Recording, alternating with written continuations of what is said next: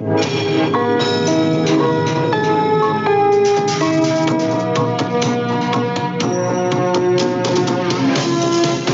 listening to Radio Sputnik,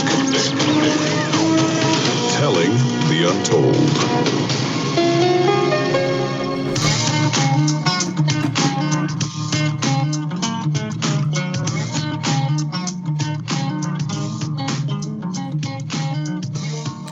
Welcome to Radio Sputnik. Welcome to Political Misfits on Radio Sputnik, where we bring you news, politics, and culture without the red and blue treatment.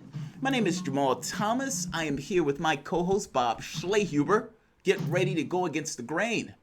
We have another great show for you today. In the first hour, we're going into the science of the coronavirus with microbiologist and associate professor of biology, Dr. Dadi Sharee. This should be a fascinating segment discussing some of the treatments and therapies that doctors have been using to combat the virus. Later in the first hour, taking a page from Bob Schlehuber, the full court press has started to convince the public that a man that you'd honestly fear for his safety if he was walking the streets alone at night is fit to be president of the United States. The Democratic Party should be ashamed of itself. James Carville fundamentally misunderstands the way Bernie Sanders supporters view politics, and Bernie supporters must dump Sanders and develop new political strategy oriented around policy. I understand that that is a shocking perspective coming from me and coming from this particular channel, but it is true. If I take the perspective that Sanders needs to go after Joe Biden because it has nothing to do with his friendship with Joe Biden, how can I take a contrary perspective in regards to the way I view Sanders and the way I view trying to get things accomplished? In the second hour, we're going to get into some foreign policy discussing the Yemen ceasefire and Saudis and Russians coming to terms over oil production. Yes, that means your gas prices will be going up. Last but not least, it's Friday. Bob is feeling strong this morning. Now, I haven't been to bed. I'm still in my, 24, 28 hours or something like that. But I feel pretty strong. I'm caffeinated. My wife went to Starbucks for me. And so he's itching for a come at me bro segment. He's been itching for this all week. So Bob is going to come at me. Racial politics tomorrow versus class. Tomorrow. Go for it. What you got to say, Bob? I slept a solid 8 hours last night. I'm well rested and don't need performance enhancing drugs like coffee to take you on. So I'm happy to do it. Fair enough. Don't miss it. We're both, I'm caffeinated. He's just well slept. But first, let's start with this. So I fancy a show called Rising with Krystal and Saagar that comes online through The Hill. In an episode that came out yesterday, or at the very least that I saw yesterday, I greatly disagreed with the perspective of both of these hosts that they offered. Saagar offered the perspective, Krystal grudgingly agreed. To give a bit of backstory, 7 progressive groups made up of young activists gave Joe Biden a list of demands spanning everything from Medicare for all, elimination of student debt, Green New Deal, packing the Supreme Court, yes, packing the Supreme Court, elimination of the filibuster, elimination of Wall Street executives in important positions or administrative positions, etc. They will be spending more than $100 million to mobilize Generation Z and millennials this particular election cycle, and they asked the Biden campaign to ensure that their efforts are backed up by a campaign that speaks to the generation, quote unquote. Exclusively anti-Trump messages won't be enough to lead any candidate to victory. We need you to champion bold ideas and have galvanized our generation to give us hope in the political process. Read the letter. It was signed by Alliance for Youth Action, Justice Democrats, the March of Our Lives Action Fund, Next Generation America, Student Action, the Sunrise Movement, and United We Dream Action. There's a lot of actions in that. Let's hear how Saagar describes this, because I came away with somewhat of a different assessment. So let's hear Saagar first. Let's hear the clip. I think we all know how that story plays out. Yeah. Whenever the push comes to shove, and we'll talk a little bit later with Ryan Grimm about many of these progressive groups asking. I think it was like they have all these demands of Joe Biden. I don't think he's going to fulfill a single one of them because he doesn't care. And I think that's the fundamental. Well, and because they're going to say you have no other choice. Yeah, I mean, they're like, what are you going to do? Who are you going to vote for? Trump? They're like, well, and so that's. I mean, truly, they have very little leverage. I think that's the same thing that happened here. And President Obama played this very well from the beginning, choosing to stay out. Lack of imagination, young man. Lack of imagination. One of the virtues of getting older is that I can say belittling stuff like that before I make my points. Also, shame on you, Krystal, for agreeing. Shame on you. You should not be discouraging those youth groups. They are perfectly correct in their initial action. A demand. Power concedes nothing without a demand. That is infinitely true. Also, let me point out, spunk. They know where their enemies are. Demanding that Joe Biden pack the Supreme Court is just too precious for words. Just saying it brings a smile to my face for some reason. Like watching puppies running in the field of lilies. I am not quite sure why, but that's how it feels when I hear them talking about packing the court. They know where their enemies are. They know what they need to do, or at the very least have some general idea on where they need to go. They want Joe Biden to pack the Supreme Court. Even FDR didn't have the testicular fortitude to pull that off. How can I not love that? My point is that their initial move is absolutely correct. The question is, what is the second move? I'd argue that the second move is forced based on the first move. After all, what's the point of the demand if you're not going to have a condition upon defying the demand? Hence, the second move is forced. Otherwise, the first move was pointless. Yes, this is chess logic, but the logic still applies. Saagar and I are regarding the second move differently, but here is where the actions, based on what the actions the group can take. Just because you're not in power doesn't mean you can't necessarily influence or have agency in the situation. You call these kids powerless and lost because their champion was overcome by his own virtues. I'd argue that Sanders flamed out. That's true. But they are at the cusp of being found. How courageous, how bold, how bad do you want it, and what are you willing to do to get those policies accomplished? Saagar and Krystal, the power to ensure your opponent loses, even if that means you also take a loss in some way, is a power. It's a grim power, but it's a power nonetheless. And it's a tool, just like any other particular tool, that you use depending upon the environment and the situation. This, in political terms, is leverage of a weaker party against a stronger enemy. If the stronger opponent cares about winning, the power to torch it all is by definition leverage. Leverage is only real, however, if the stronger party believes that the weaker party is willing to destroy it all, which is where I believe Saagar and Krystal are implicitly coming from. Something rather profound took place in 2020 that should not be overlooked nor should be overstated for what it implicitly means regarding the relationship between progressives and the Democratic Party. The Democratic Party lined up in coordination with media hacks to attack Sanders and his supporters.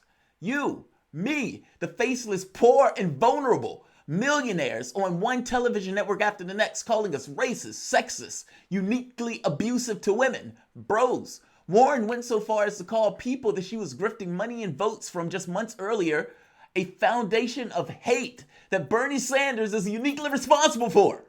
One woman on MSNBC went so far as to say, if you are supporting Bernie Sanders, you are by definition sexist because Warren is basically Sanders with a vagina and has better policies. By the way, CNN and MSNBC ran that story about Bernie Sanders telling Warren that a woman can't win for weeks. They haven't touched Joe Biden rape at all. And take all of the, and for a momentary aside on this, because this needs to be put.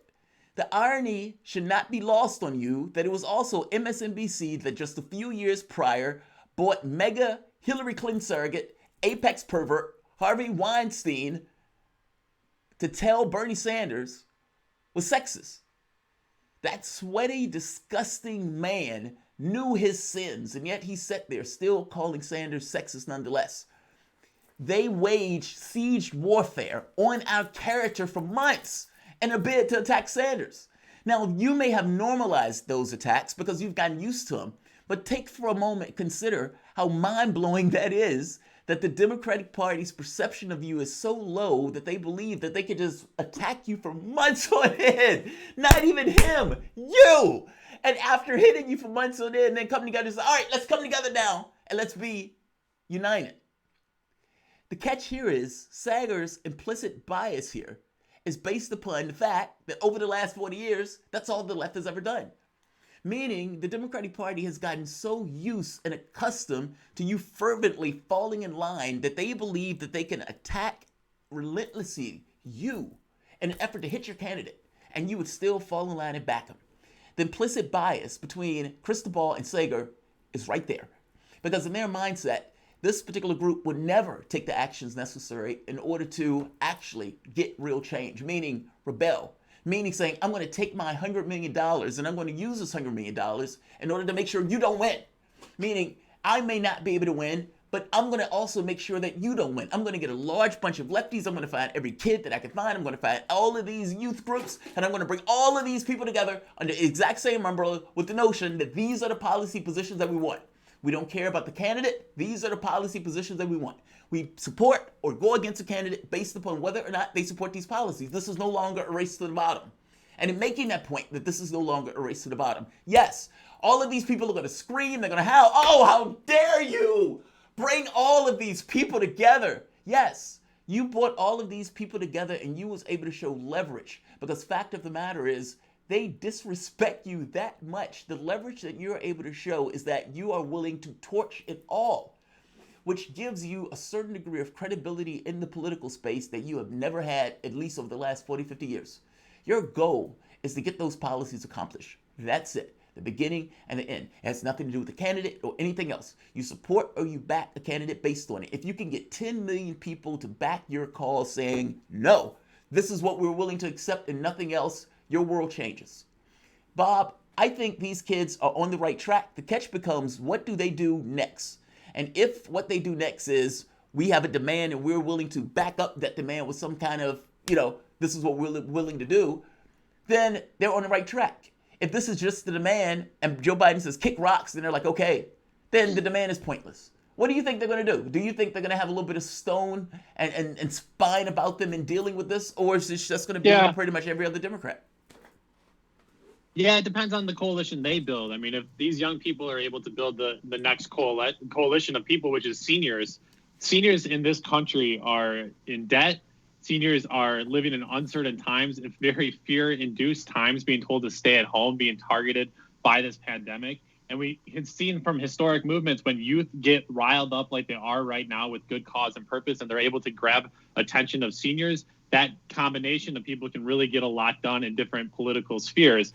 Is that coalition being built? Are people doing that outreach? I'm not sure. And I think that's kind of the biggest challenge. Those groups, 7 of them coming together is a really amazing first step. They still need to build more power and momentum themselves. And I think the other thing that we need to keep in mind, there's other young people out there that aren't lefties. Just because people always think young people are more progressive and hip to the happenings and the times, there are plenty of the Nick Sanderson MAGA-wearing young white kids around this country that are also pushing and fighting those exact same forces. So you don't live in a vacuum within the Democratic Party. And I think that's where the other real battle lies in this country. It's not just through the political parties, which have shown to be rather ineffective to address social and economic movements, Jamal, but people out on the streets within their own communities having to win a lot of these small city council dog catcher types of race if they're going to help change the larger structure.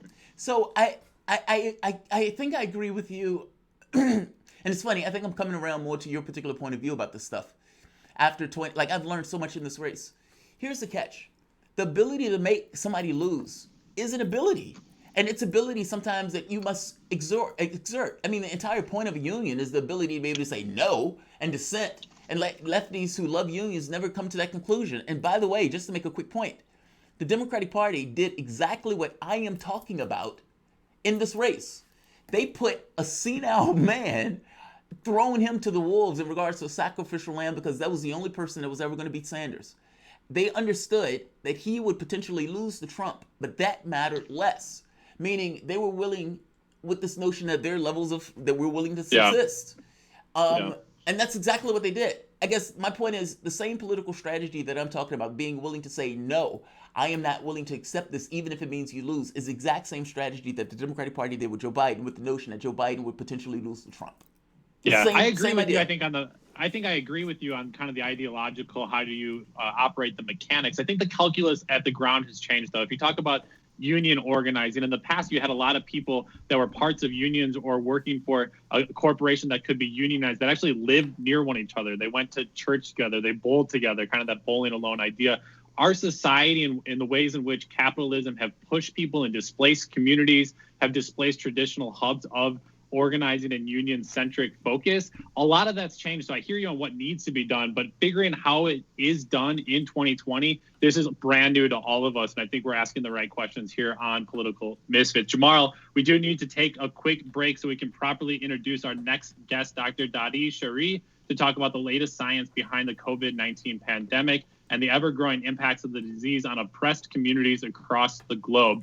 You're listening to Political Misfits on Radio Sputnik. We're back after this.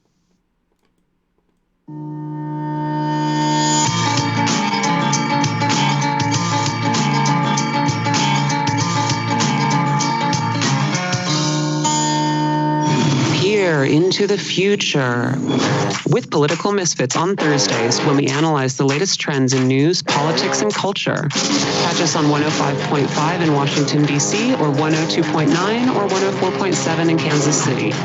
Octung, baby. Tune in to Loud and Clear with Hey, Bob, can you hear me? news, commentary, and political analysis. You can speak about me right now. Political. Cool. I just wanted to make sure. So the way you send me the email, that's the way the clips are arranged, right? Like in that order of your email? Get the spoon-fed sound bites from pundits who know so little, so much. We deal with Yeah. That's what I was asking. Just making sure. military-industrial complex. It's a dumb question. I'm just... Mass migration, global. Cool. All right. In 20 seconds, Daddy is here. And much more. We bring you independent experts, analysts, and activists. Learn what really makes the decision makers take from the boardroom of Wall Street to the West Wing of the White House. Here is where the people fighting for chance speak and are heard loud and clear. 5 days a week on Radio Sputnik and SputnikNews.com.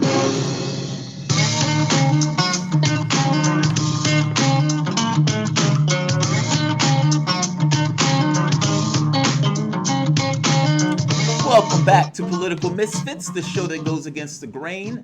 My name is Jamal Thomas. I'm here with my co-host, Bob Schlehuber, at the very least in spirit, if not necessarily in presence. We're joined by Dr. Dadi Shari, a microbiologist, associate professor of biology, co-editor-in-chief of News Junkie Post, and author of We Have Dared to Be Free. We Have Dared to Be Free. I love that. Dr. Shari, welcome to the show. Thank you for having me back. Absolutely. We always enjoy having you here. And you're knowledgeable, and we're in the middle of a crisis. And just to kind of put, numbers to what we're talking about, right now the United States is the epicenter. 477,953 cases, 9,387 new cases, 17,910 deaths. Wow. 1,219 new deaths that we're at in the United States. So, Dr. Shari, there are a few angles we'd like to get into today on the topic of this pandemic. This is all moving pretty fast. There are potential challenges to the treatments of the disease and to the disease itself.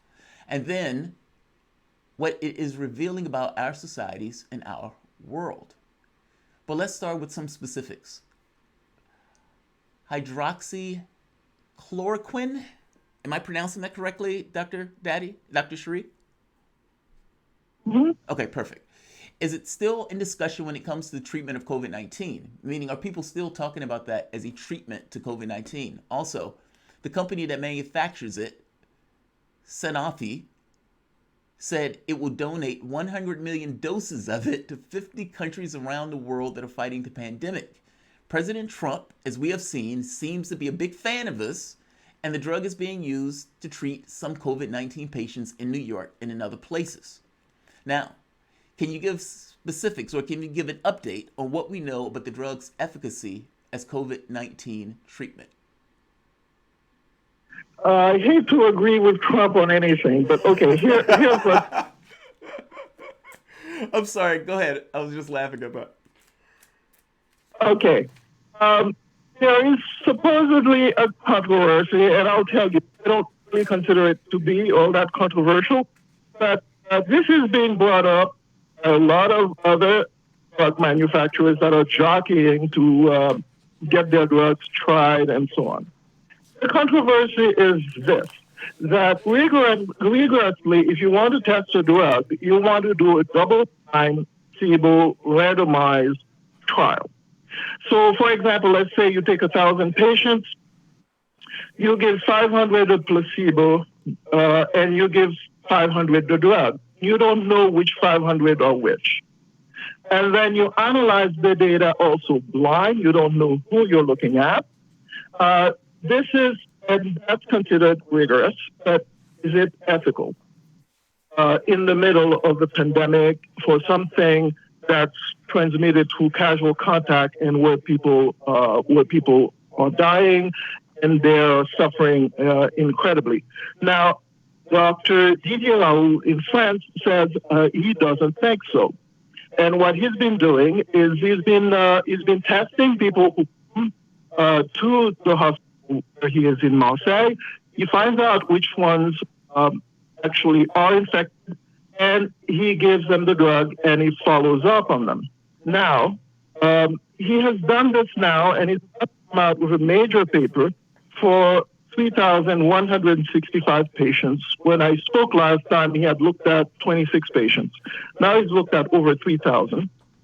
And he's getting 92% of them cured within 10 days. And for about 4%, there's a poor outcome. And the ones who have a poor outcome are either people who are very old or people who got a massive infection initially, got a lot of the virus initially. And for those people, a lot of them end up staying in the hospital for more than 10 days. Well, it's also people with high blood or diabetes, right? Like, effectively, if there's some weakness within the person, it seems to be more prevalent with that person gets that much more ill or subject to injury. The reason why I asked that, in Chicago, 70% of the people I think that died were African Americans, and they contributed to like high blood, issues of diabetes, or some kind of physical weakness that was already there or prevalent in the person that made it that much worse.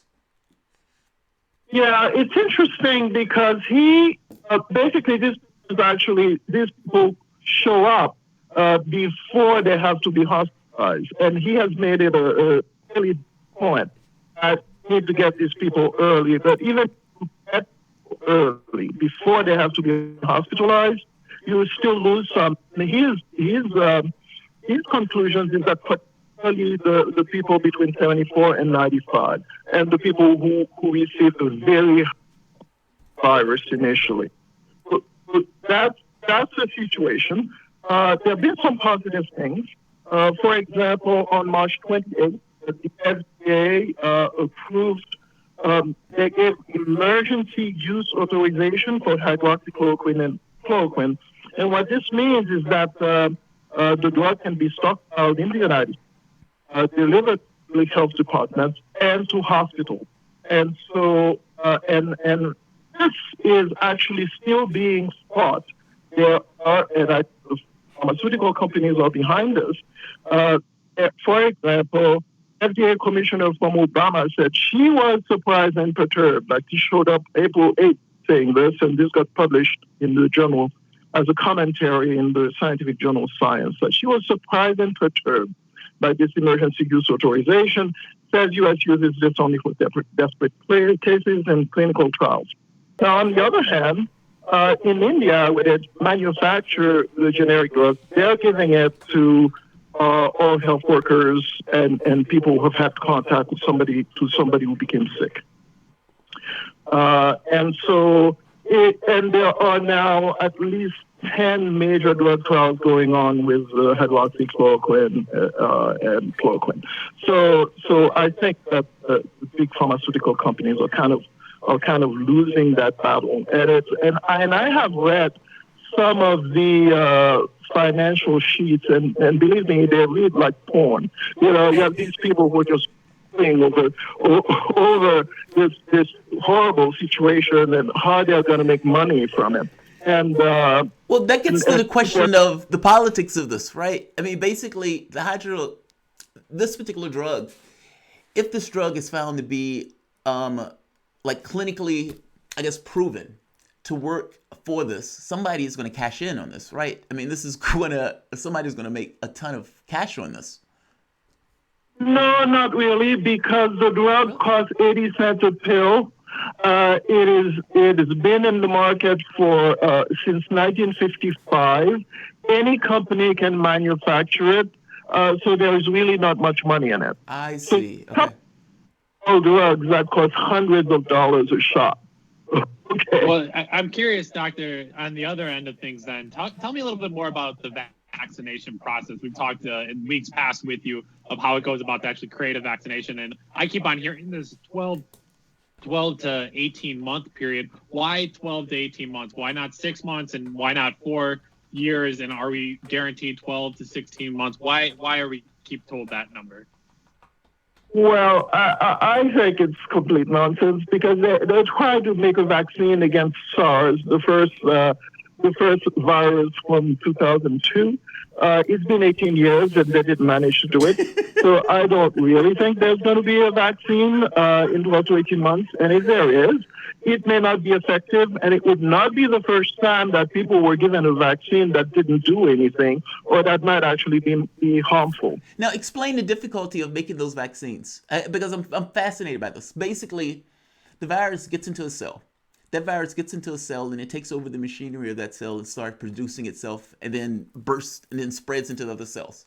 How does the body pick up on the fact that it's a virus? I would imagine it picks up on it based on the waste material that's in it. But how do they produce a vaccine for something like this? I mean, the virus changes from year to year. So how are they producing a vaccine in order to protect somebody for something that mutates continuously?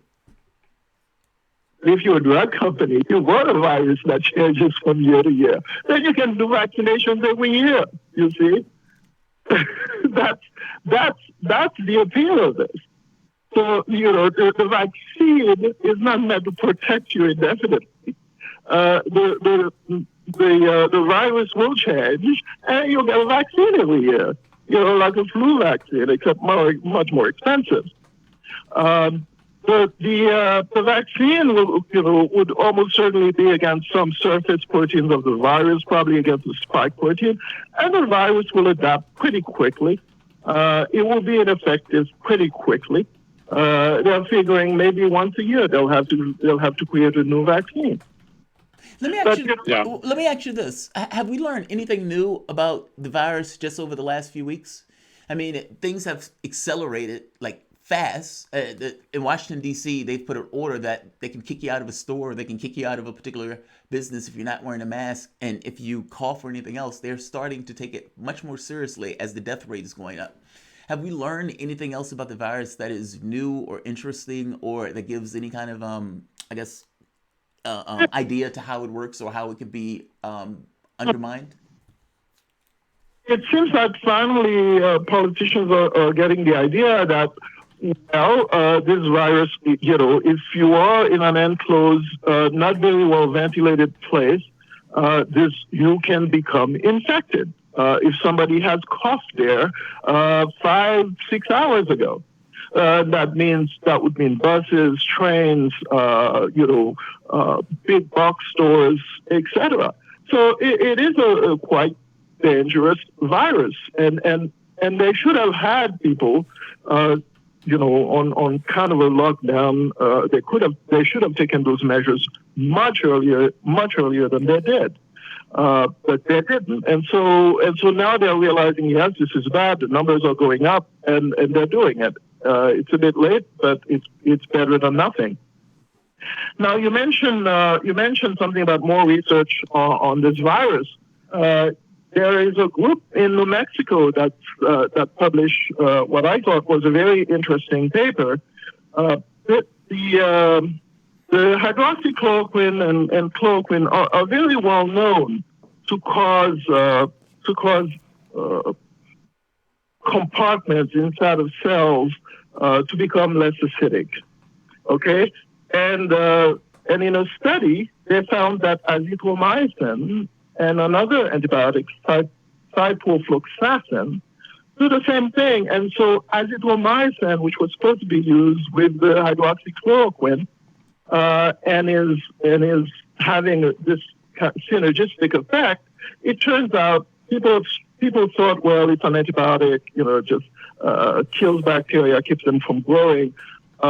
It seems though as if their mechanism is actually being revised, because people have noticed that they do actually they are effective against some viral infections, and so really again, I think that they should be using the hydroxychloroquine and chloroquine together with other drugs, and I think azithromycin and now this other candidate, ciprofloxacin, are actually pretty good. Yeah, Doctor, let me shift gears a little bit and talk a little bit about how COVID-19 is hitting communities across the country and globe quite differently from others. Some of the disparities in rates of infection and poor outcomes are much, much starker than we may have initially expected. This disease is not being subtle in showing us how wealth and class affects health. A new study from NYU's Furman Center, which studies housing, neighborhoods, and urban poverty, found that, and I quote here, neighborhoods with higher rates of confirmed COVID-19 cases have lower median incomes, higher share of residents who are Black or Hispanic, and higher share of residents under the age of 18 relative to less affected neighborhoods. Residents of these neighborhoods are less likely to be able to work from home, disproportionately rely on public transit during the crisis, and are less likely to have internet access. Finally, we find that areas with higher numbers of confirmed COVID-19 cases have lower population density, yet they do have higher rates of overcrowding at the household level. Further, we see large disparities in mortality rates from COVID-19 across the 5 boroughs. This is in New York. To date, the Bronx has seen the highest rate of deaths per capita from the virus. This may result from higher rates of underlying health conditions that increase the risk of severe cases or from more limited access to health. Citywide data confirm that mortality rates due to COVID-19 are highest among Hispanic, Black, and non-Hispanic, Latino, other populations. Doctor, it's not surprising, I think, in many ways. I think we could have guessed 4 months ago as the pandemic slowly started to unfold from Wuhan who was going to be hit hardest across the globe, and now it's making some news and attention, which I think is a good first step, but I would challenge to see if aid and the efforts are actually being done to make this process more equitable in the long run. Yes, I'm really very encouraged that somebody is saying those things, because I've been thinking the same things. I was looking, for example, at the health department numbers for various states, and of course Louisiana really stands out, where you have whites 62% of the population and account for 29% of the COVID-19 deaths, and blacks are 32% of the population and account for 70% of the COVID-19 deaths, and you kind of wonder. What I found incredible was that when I was looking at this, only Louisiana also had a list of all the health reasons why the different people died. And I thought, this is a blame the victim kind of a game. And you're saying, okay, we all know that 90% of the people hospitalized have underlying health conditions. On the other hand, you have the poor much more exposed to COVID-19. You have poor who are mostly working as the grocery clerks, the bus drivers, the transit employees, the janitors, the child care workers, the elderly care workers, the low-level hospital jobs. And on top of that, all factors, like the fact that poor people ride buses and trains more, water and air is not as good because their neighborhood is lousy. Their health insurance is probably non-existent. As that you mentioned, live in large groups in home, and furthermore, they need to work all the time because their work takes priority over their health and other issues. And finally, not listened to. I mean, you have like Serena Williams, a tennis champion, saying that she practically died in childbirth because the hospitals were not listening to her. So can you imagine what happens to a poor person in a hospital? And so I think it's really insensitive to blame people for their I mean, saying that executives in New York are dying because, area or whatever. I think you. And I wanted to say, I just was going to say there, Jamal, it seems like it always plays out like this. And that's why it's one of those things where I don't want the media to pay attention to the health disparities. But this is always the case in these communities, as the doctor is pointing out, that this runs these are century-old issues of health inequality and disparities in this country, that the blunt of the ravages of capitalism at the end of the day, it doesn't actually impact the wealthiest of the wealthy. It always trickles down, and the people that feel the most pain from inadequate systems, from capitalism, from racism, from sexism, always end up being the victims. They have to carry the brunt of the pain. And the media now pretending as if they care, and all of a sudden are, oh my goodness, these people. Well, we knew this was going to happen. This was obviously going to happen because it always happens. And maybe I'm a little outraged and cynical towards the coverage tomorrow, but it feels like they're just going to pay attention now, and then hopefully we get through this, and none of the underlying systems or structures are going to be addressed. Yeah, and it's so bizarre. You would think, because they're making an argument, basically, and they're saying, hey, we need to cover COVID-19. Well, COVID-19 has happened on an individual level, even though it's also happening on a societal level. Fair enough. But what about diabetes? What about cancer? What about the moment that you justify, okay, we're going to do the COVID-19 thing, then it becomes, well, wait a minute, you're dealing with the individual health care. Why won't you deal with these other healthcare issues? And I love what you're saying, Doctor. Basically, there are societal ills that make these situations that much worse. Like you have a situation where people run pillar to post, like 70% of the population or 80% run paycheck to paycheck. Well, what happens when they don't get those paychecks? And not get those paychecks, you have supposedly $1,200 that's coming in 4 months when rent is due, 3 days ago? Like, these are systemic problems that oftentimes get dumped into the individual as if the individual felt like they're less meritorious in some kind of way. It's so strange. Doctor, do you believe that society to some degree would look at itself after this as somewhat different in regards to kind of the structural challenges facing it, or does everything just go back to normal as if this never happened? I hope society will look at itself because, for our sake as a species, I think we absolutely need to. We cannot continue with these kinds of inequalities and this kind of incredible assault on the environment. This is the reason why we're in the situation we're in. I've been looking. In the case of Haiti, I've covered Haiti. I'm originally from Haiti. I've covered Haiti a lot, and to me, what this looks like is Haiti coming to the United States, more or less. And the Haiti situation is much worse. You have a situation of just incredible corruption, and the government basically allowing people to get sick because they're hoping to get aid money from it. And so, they kept the airports open to the U.S. and Cuba all the way to on March 17. They said, we'll close the airports for everybody except the U.S. and Cuba, even though the epidemic was raging in the U.S. Meanwhile, deportations to Haiti were in progress. By the 19th of March, the country had its first 2 cases.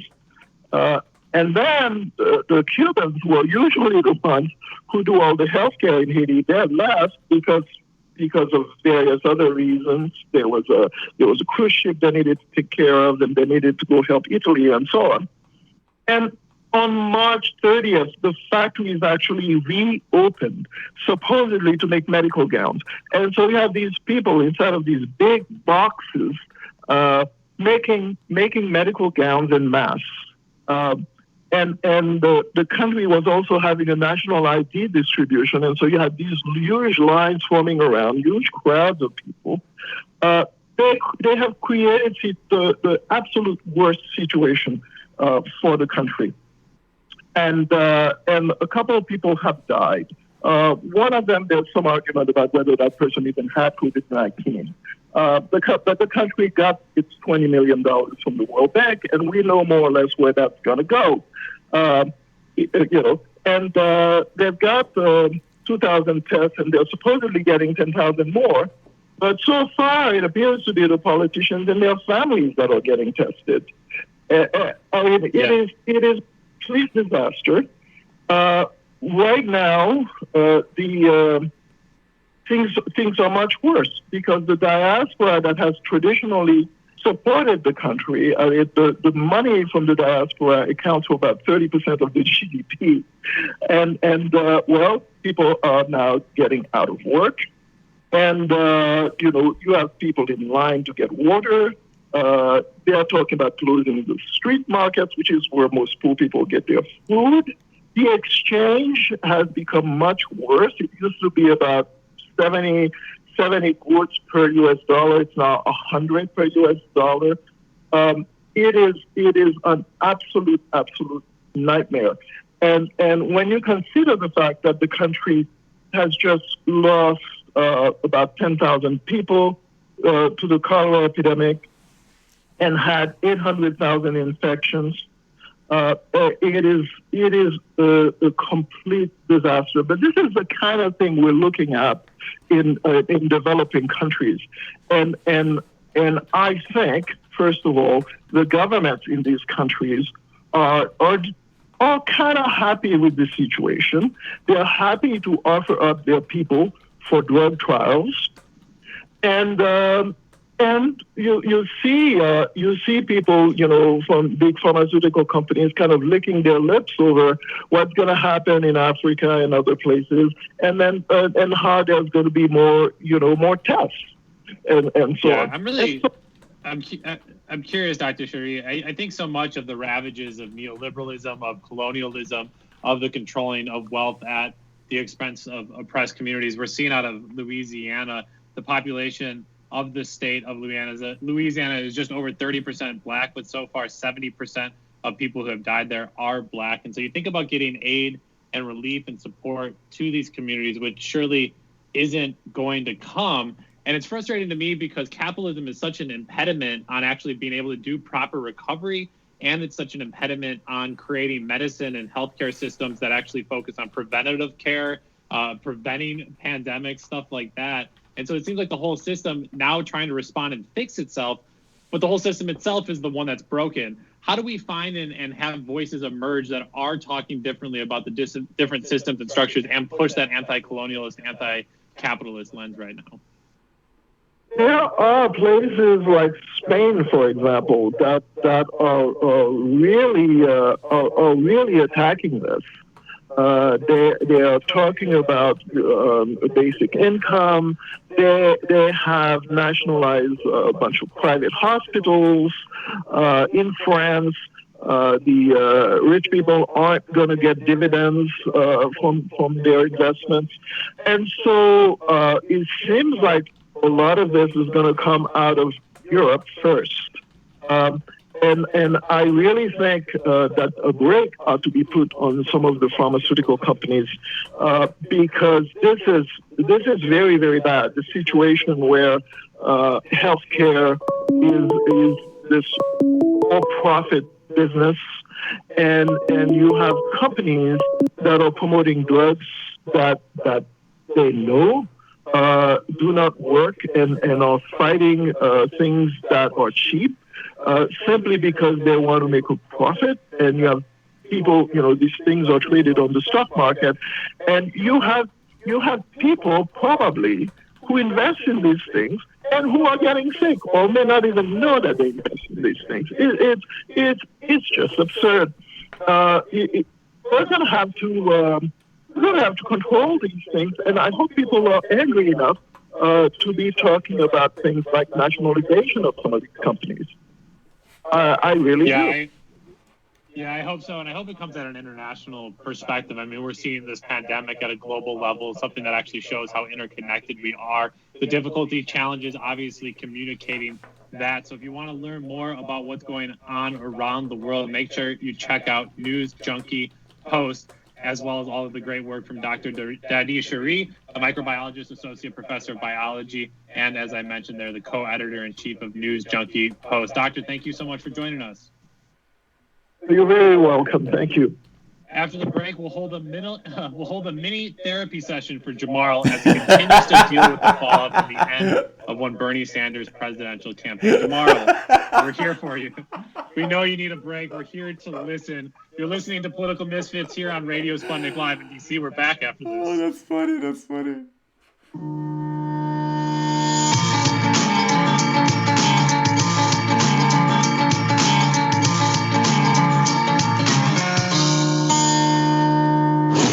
This is Dominic Carter, a political reporter in New York for Verizon Fios TV News.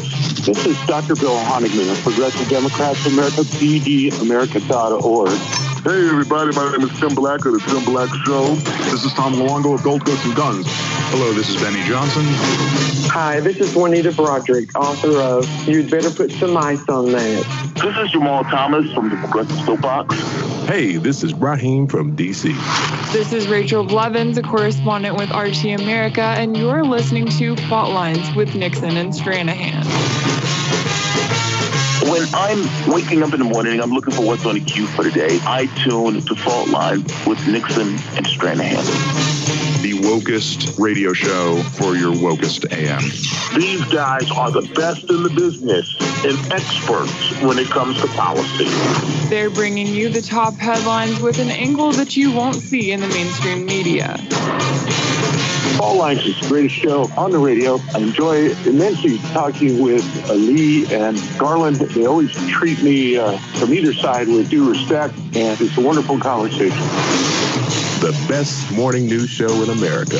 Fault Lines with Nixon and Stranahan. Lee and Garland speak truth to power from the depths of the swamp itself, right here on Radio Sputnik.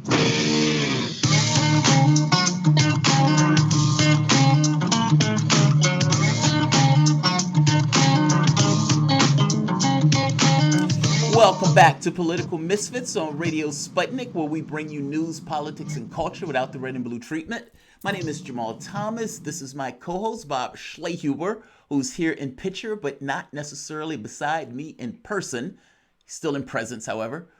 We've had a fascinating discussion with microbiologist Dr. Dadi Shari on the science behind COVID-19 and the current treatments and the understanding of the virus. If you have anything to say, you can give us a call, 202-521-1320. I remember that number by heart now. 202-521-1320. I've accomplished something today. So we have a caller on the line. Mark, what's going on? Hey, Jamal. Hey, Bob. So, Jamal, you know me from the internet is the Corset Isles. Okay. Oh, right. Okay. Go for it. What's the topic for today? So, this is a topic I really haven't heard you or Bob delve into. So I'm just wondering, you're way ahead as far as presidential, that, maybe some of the Democratic Party aren't so stupid. Maybe they're playing a little bit of, all the party is and incompetent. Oh, the Democratic Party is not stupid. Don't fall into this mindset that, they don't know what they're doing. Look, the entire point of the 2020 election, in order to understand it, don't look at it in terms of you have one party that's going against another party. Look at it in the terms of you have factions within the context of these parties.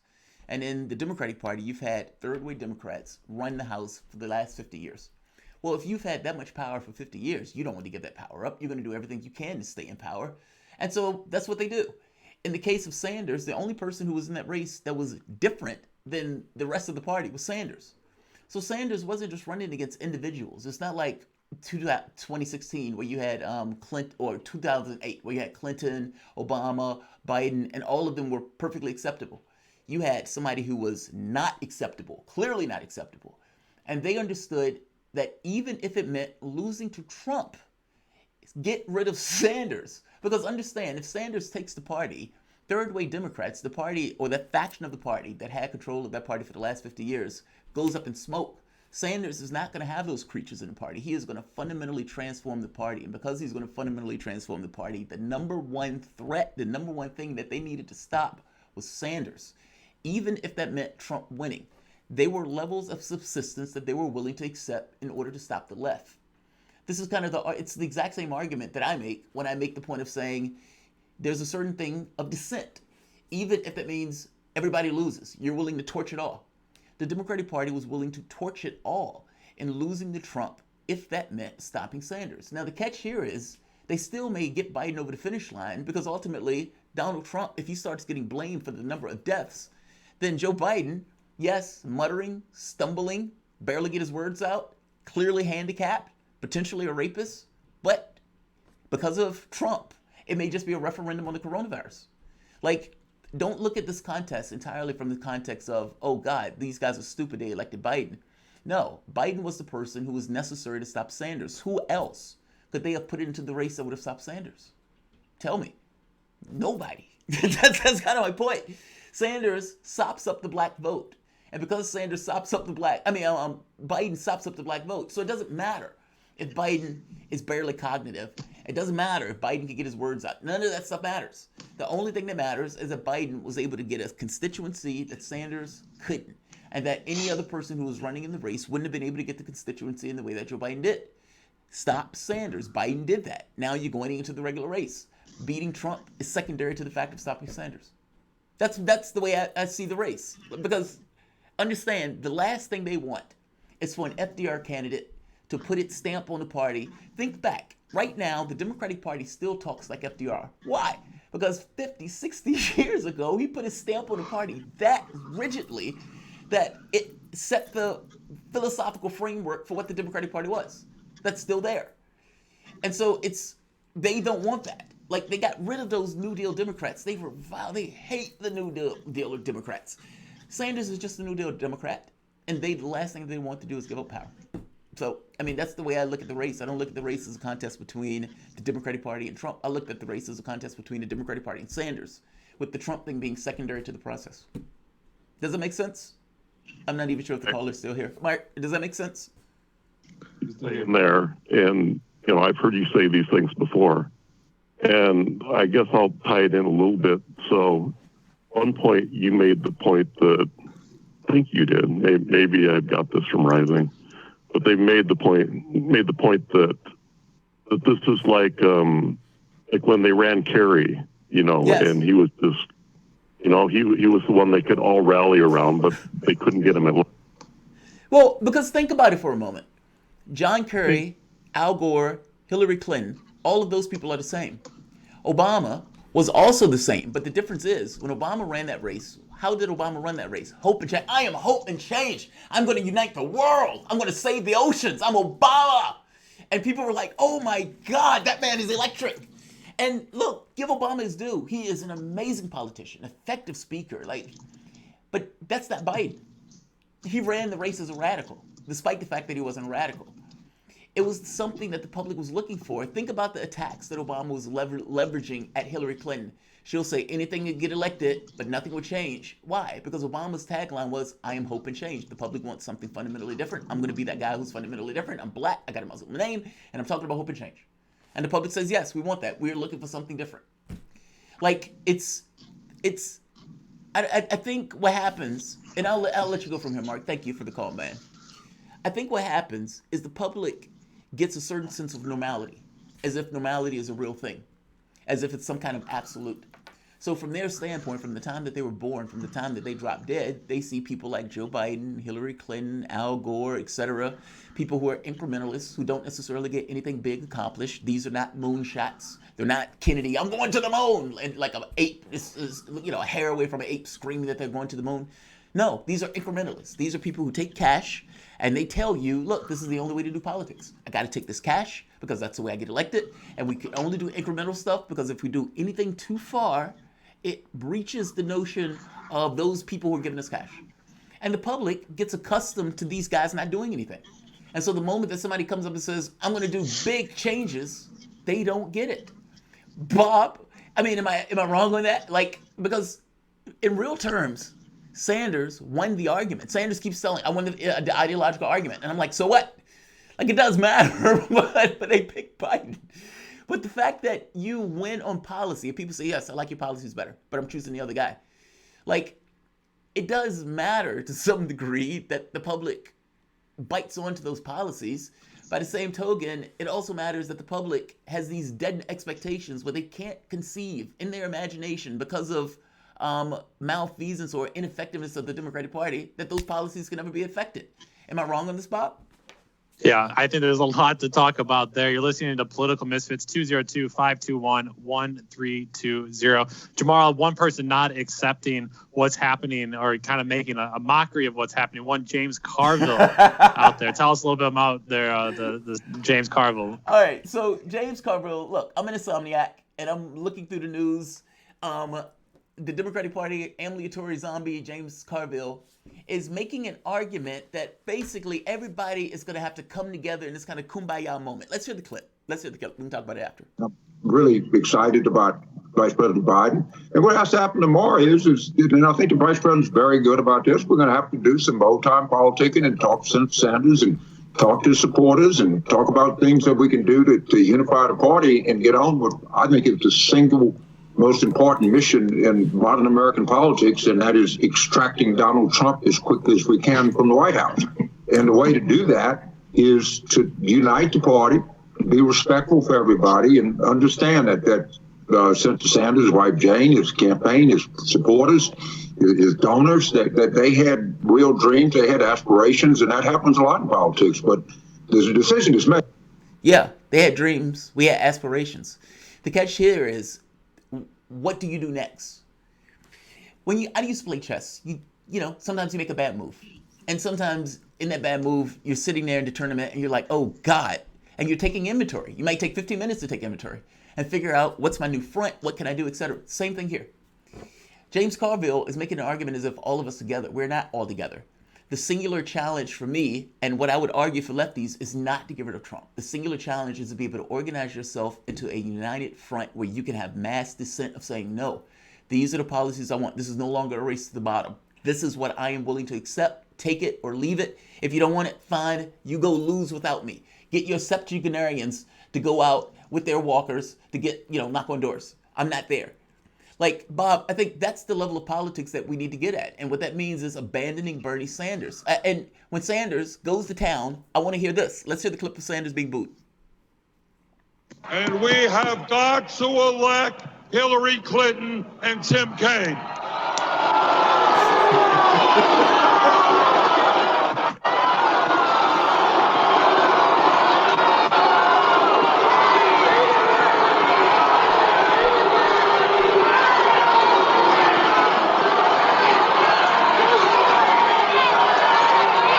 Brothers and sisters.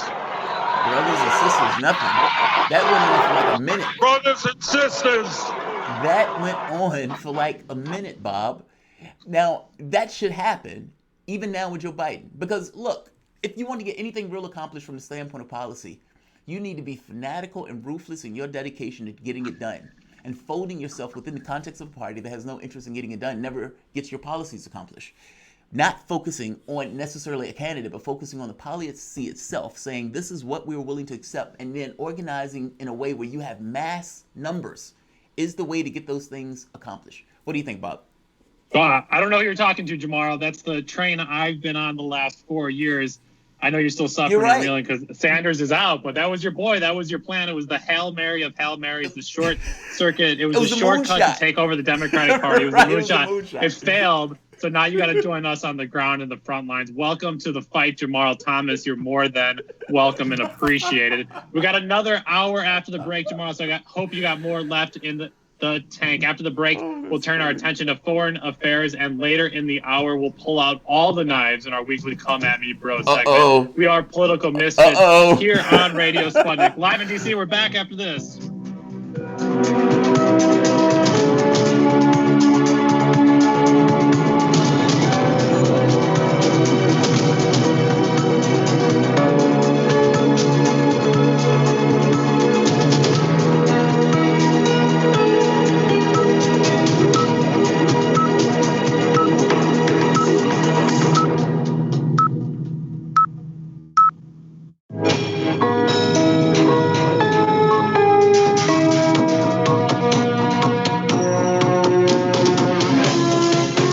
Listening to Radio Sputnik,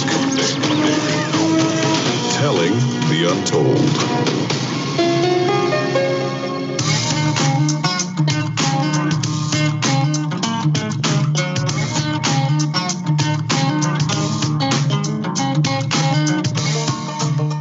Welcome back to Political Misfits on Radio Sputnik, where we bring you news, politics, and culture without the red and blue treatment. I'm Bob Schlehuber here with Jamarl Thomas. It's the 1 p.m. hour here on Radio Sputnik. Maybe you're listening on 105.5 FM on YouTube on the platform Progressive Soapbox, or you're checking us out later in the day. Maybe you're listening on iTunes, Spotify, or Spreaker. Wherever you are listening, thank you for doing so. Please share with your friends. Help us grow our show of misfits. We turn our attention now to some big international stories that are grabbing our attention amidst the global pandemic. We are talking about some major oil deals, the U.S. insistence on the death and destruction of Iranians, and ceasefires popping up around the world thanks to COVID-19. If war doesn't kill you, the virus will. To talk about this and much more, we're joined by one of our favorite guests, international affairs and security analyst, Mark Sloboda. Mark, what's up, man? Bob, Jamal, thanks for having me on. It's always an honor and a pleasure to be on Political Misfits.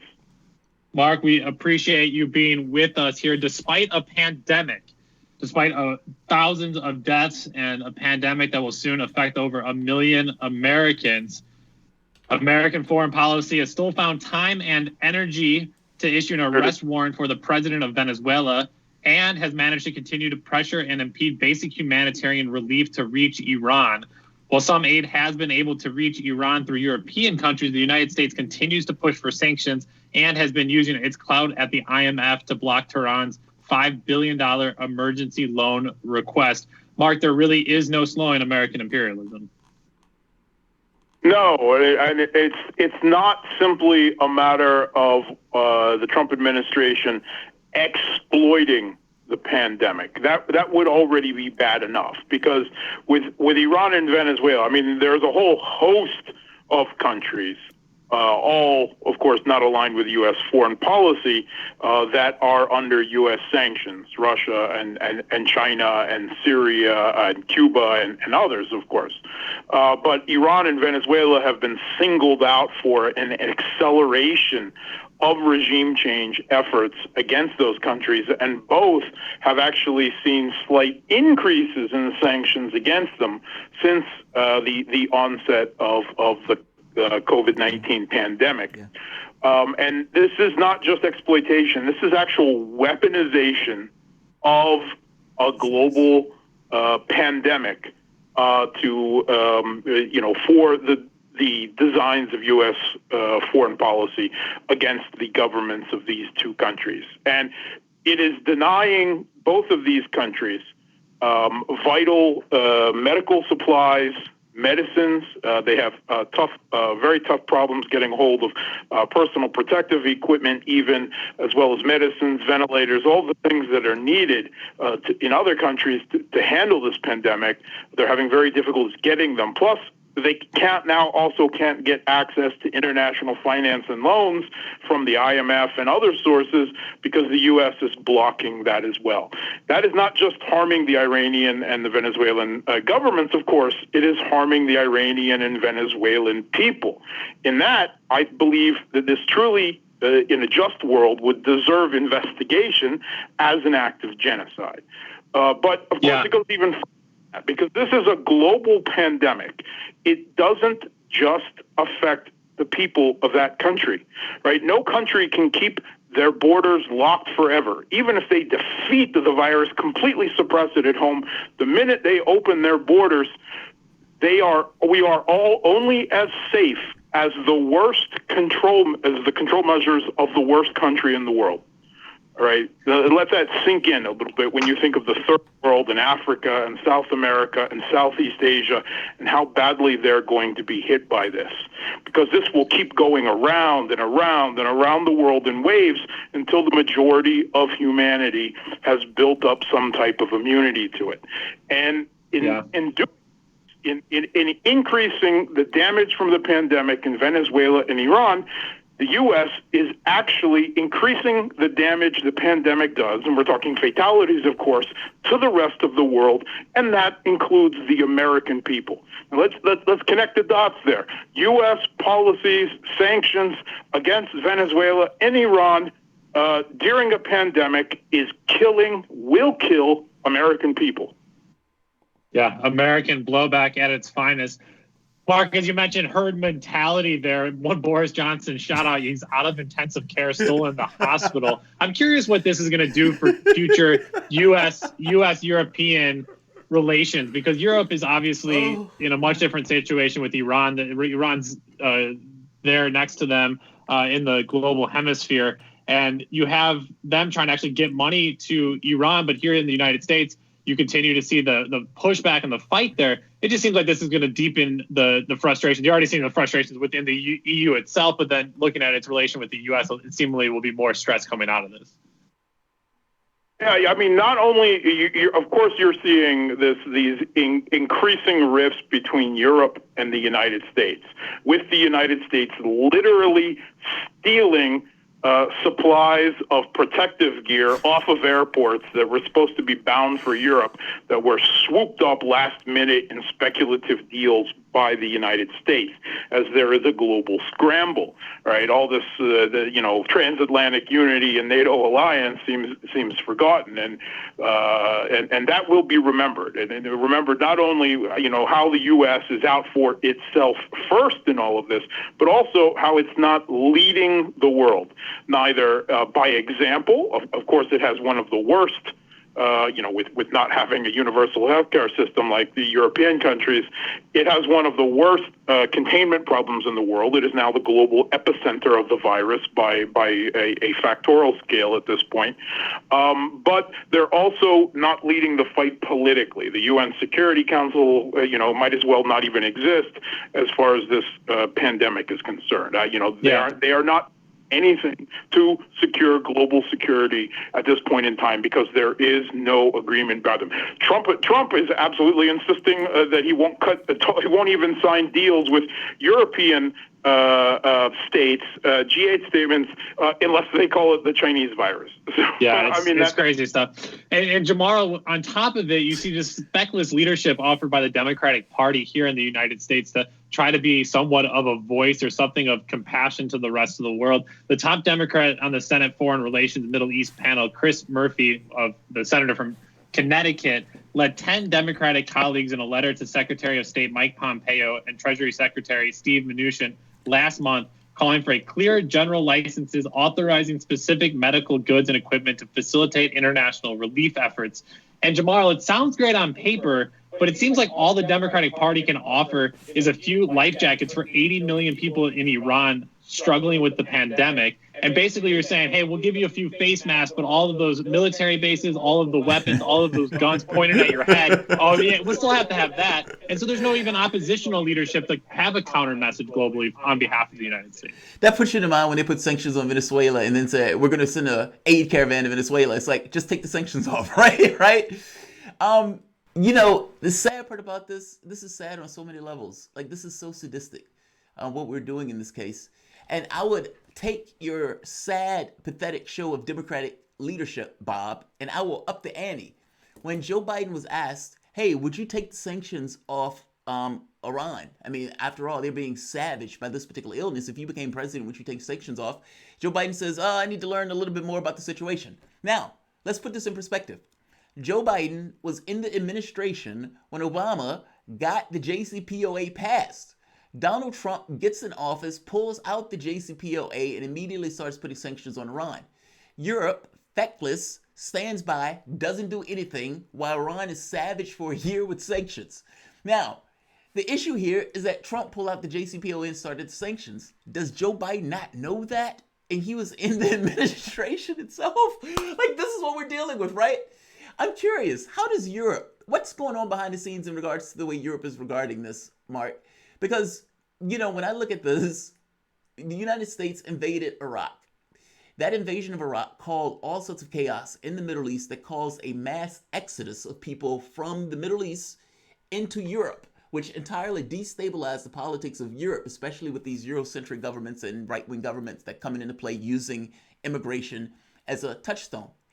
How are the leaders in Europe regarding how the United States is treating Iran right now behind the scenes? Because if we're being honest, Europe was supposed to protect Iran because Iran was standing with the deal. It was the United States that pulled out the deal. That in and of itself should be a problem. Instead, they attacked Iran, and Iran just saying, I'm going to up the ante of X or Y. What is Europe thinking behind the scenes in this process regarding the United States, and not just the United States, the behavior towards Iran in this very situation where they're willing to let those people die for political reasons? Yeah, there's, I mean, a number of EU leaders, Angela Merkel, not least among them, did invest some serious political capital in getting the JCPOA passed back during the administration.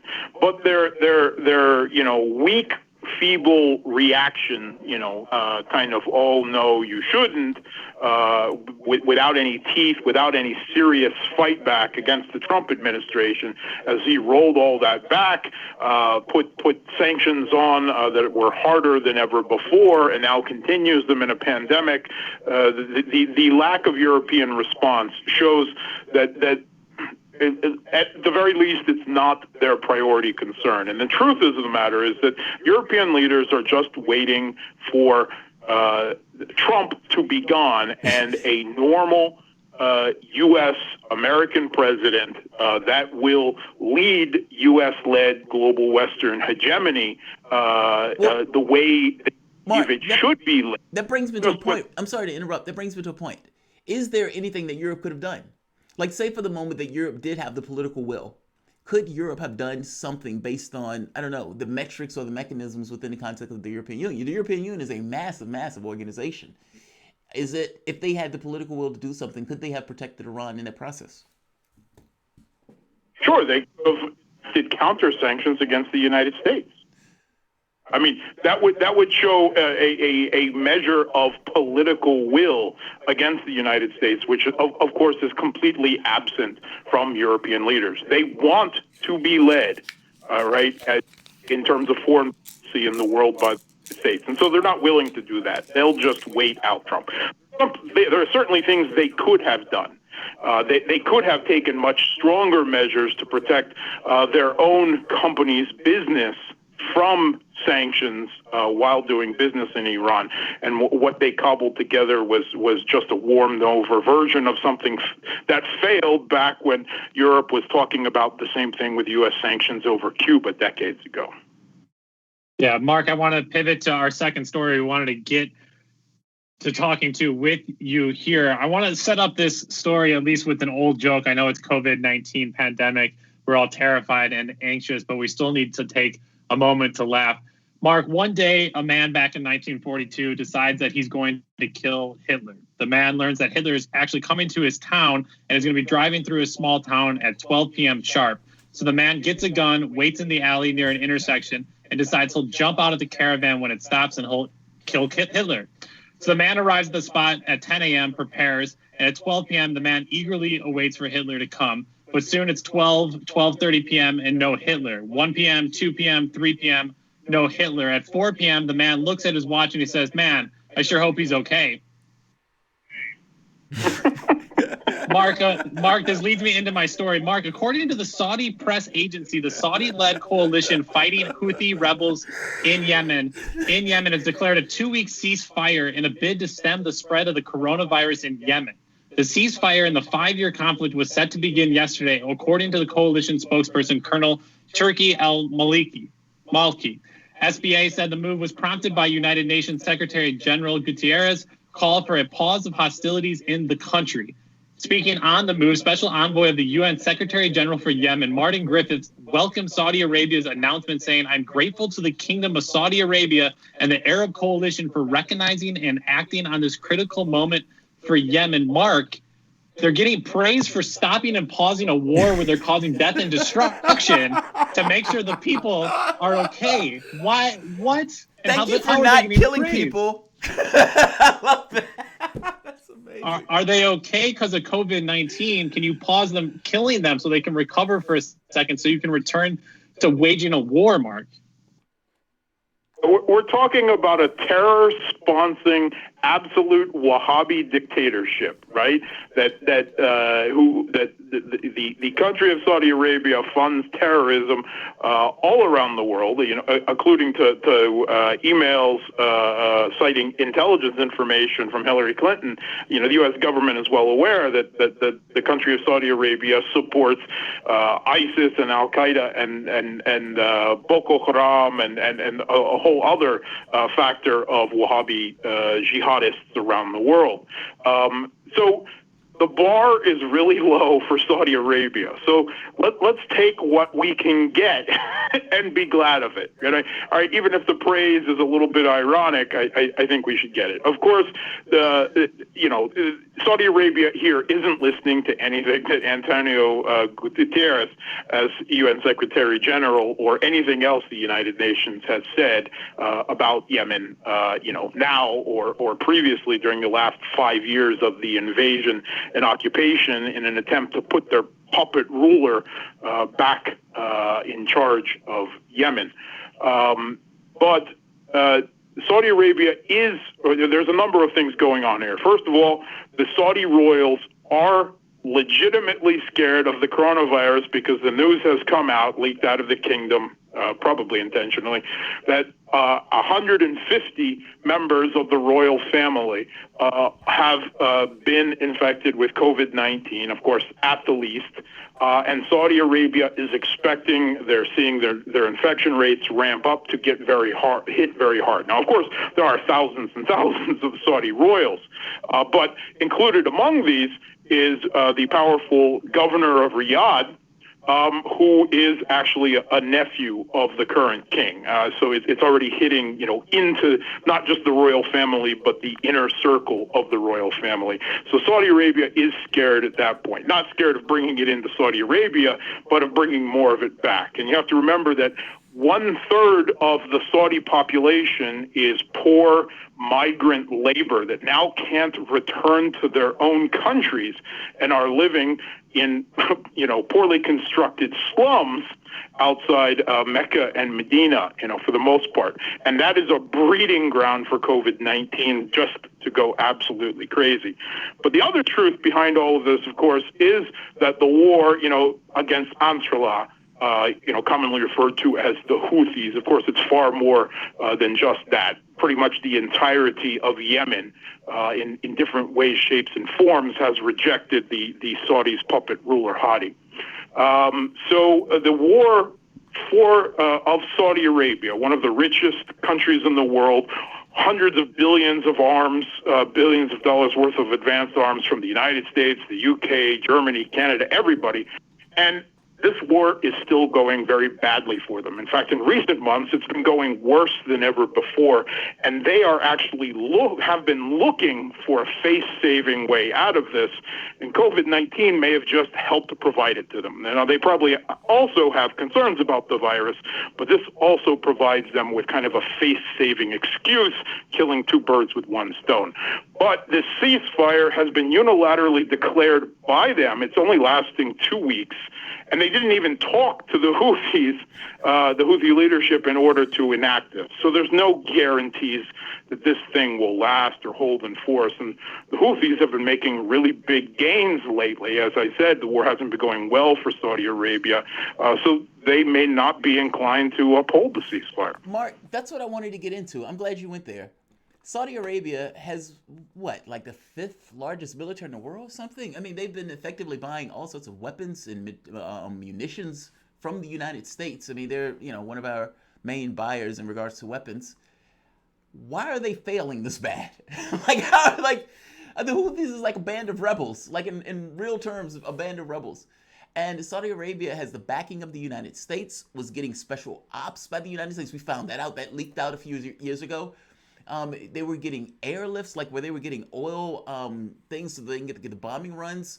The United States at a certain point just gave over those ships themselves so they could do the bombing runs themselves. How on earth is Saudi Arabia continuing to lose this war? This war has been going on for 5, 6, 7 years, a bloody, bloody war where they've used disease, they've used famine, all of these things in order to try to win this, and yet they're losing it. Why? What's going on? Yeah, it's really interesting. Saudi Arabia is, for much of the last decade, has been either the 3rd or 4th largest arms spend in the world, much of it bought from the United States, right? From not only the Trump administration, but the Obama administration and the Bush administration before that. Really advanced arms, the best that the U.S. has, and from other European, Canada, countries as well. But the thing is, the Saudis aren't really good fighters, right? They're kind of, their officer corps in particular are rather spoiled, and all the U.S. training in arms does not make them good at fighting. And they're not fighting a stand-up military here. They're using American military equipment and tactics with poor fighting ability against essentially an insurgency, right? A guerrilla forces, and the U.S. lost that same type of conflict despite a much better military with even better military equipment, after 2 decades in Afghanistan. The U.S. is withdrawing, another empire defeated by the graveyard of empires in Afghanistan. So it's about stupidity of engaging in this war in the first place, because you can't beat the political opinion out of an entire nation.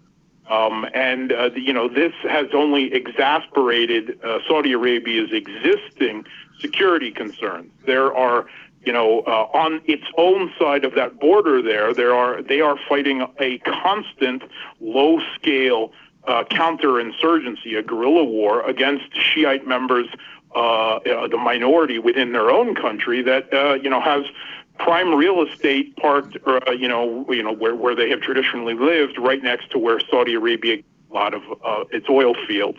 So it's a big security concern for them, but their invasion has only, actually made Iranian support at some level real.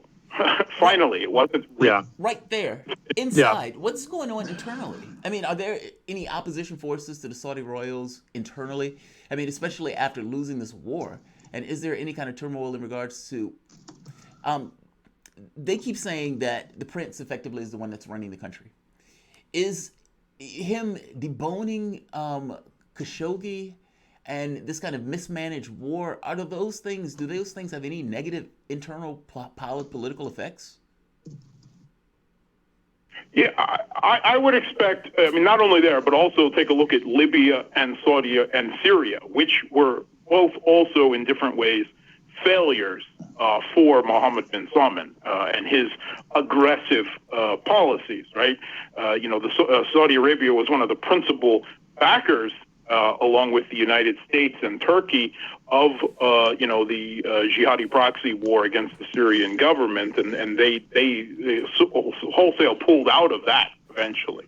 But repeated failures. But even more than that, I think Mohammed bin Salman is just unpopular at home because, according to the Saudi chain of succession, when the last son of the founder dies, the founder of Saudi Arabia, his last, well, I'm sorry, it's actually his brother, Mohammed bin Salman, dies.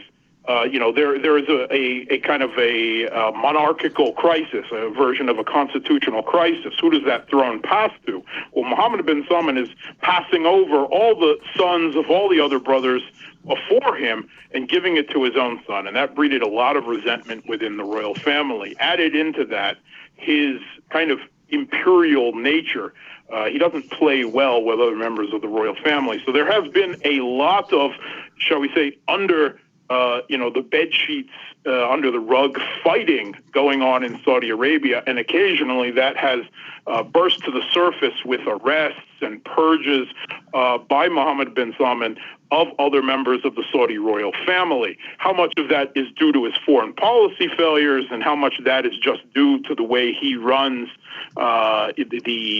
resentment against his becoming the ruler after his father, and the way he runs Saudi Arabia and treats the royal family? No one really knows, because the Saudi royal family is kind of an opaque box. It's very difficult to see the politics that goes on inside there. But doubtless there has been repeated, applauding against Mohammed bin Salman, but he's managed to somehow stay on top of it all so far. Mark, one last story I want to slide in here. We just got about 5 minutes left with you on Political Misfits. A marathon video conference between OPEC members and other major energy powers yesterday, Thursday, ended with a tentative deal to reduce production by 10 million barrels per day in May and June, the deepest cut ever agreed by the world's oil producers. This cut will still need the support of Mexico, who has declined initial support of the agreement, but it seems like the rest of the members are on board. Another round of talks between the group of 20 is scheduled for today. On one end, the agreement itself is historic, Mark, and it requires some analysis. Yet on the other end of things, this is an agreement that is only a drop of oil in the barrel, given how the oil market has been slammed by the decrease in demand due to COVID-19. Mark, I'm curious about the oil price deal here with OPEC, but I'm also just kind of curious in general. Are we seeing international relations shift because of COVID-19? New conversations, new agreements, or is everybody else pretty much still just out for themselves?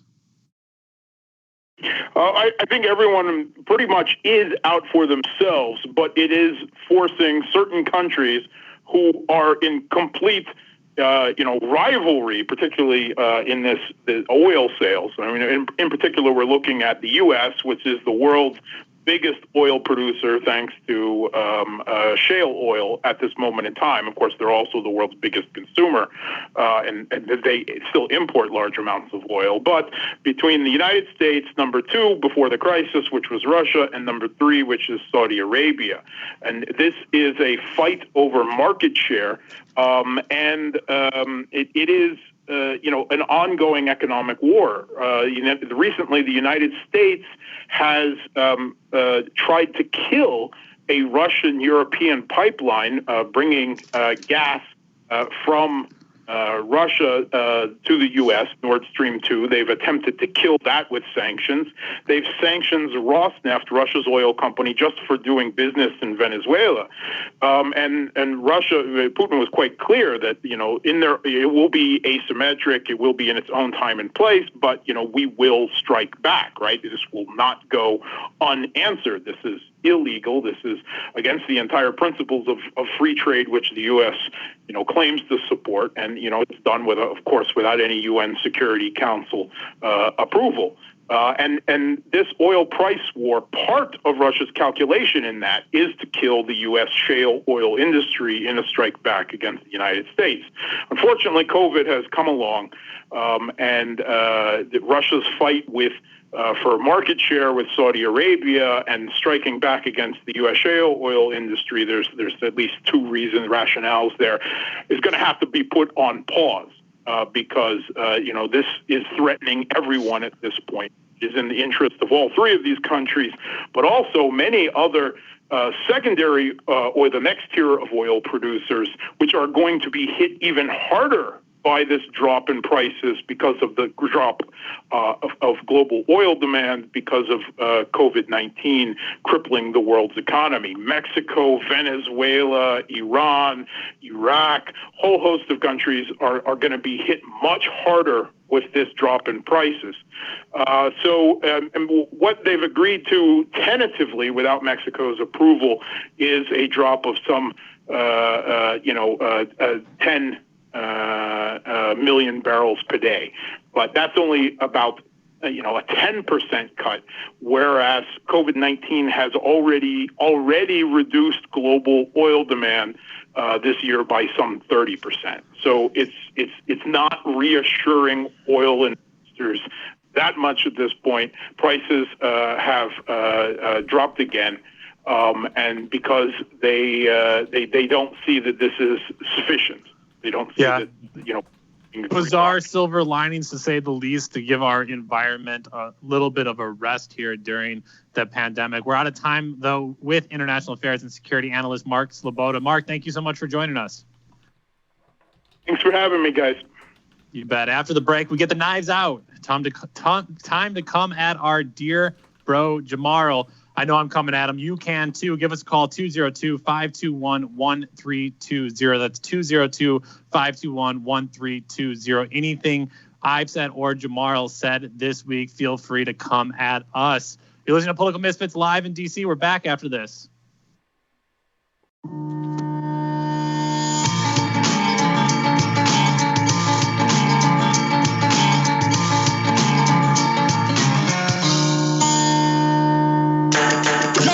So, Sean, what do you want to talk about today? Well, Bob, that's easy. I want to talk about the need to stop the development of self-driving cars. Again, Sean, you're driving me nuts. I think the self-driving car thing's already out of the gate. No. It's never too late. See, now the leading experts in the field, just pick one, whichever one, leading experts have repeatedly warned us about the dangers of artificial intelligence. Look, I'm telling you, man, we have to stop the robots by any means necessary. I see what you did there. Yep. Tune into our show By Any Means Necessary daily from 2 to 4 p.m. Eastern Time on Radio Sputnik. And don't forget to call in at 3:20 p.m. to our studio number 202-521-1320. And if you miss us live, check us out on SputnikNews.com, Spreaker, iTunes, iHeartRadio, Spotify, or wherever you listen to podcasts to stay up to date on the latest political, social, and economic movements shaping the world around us.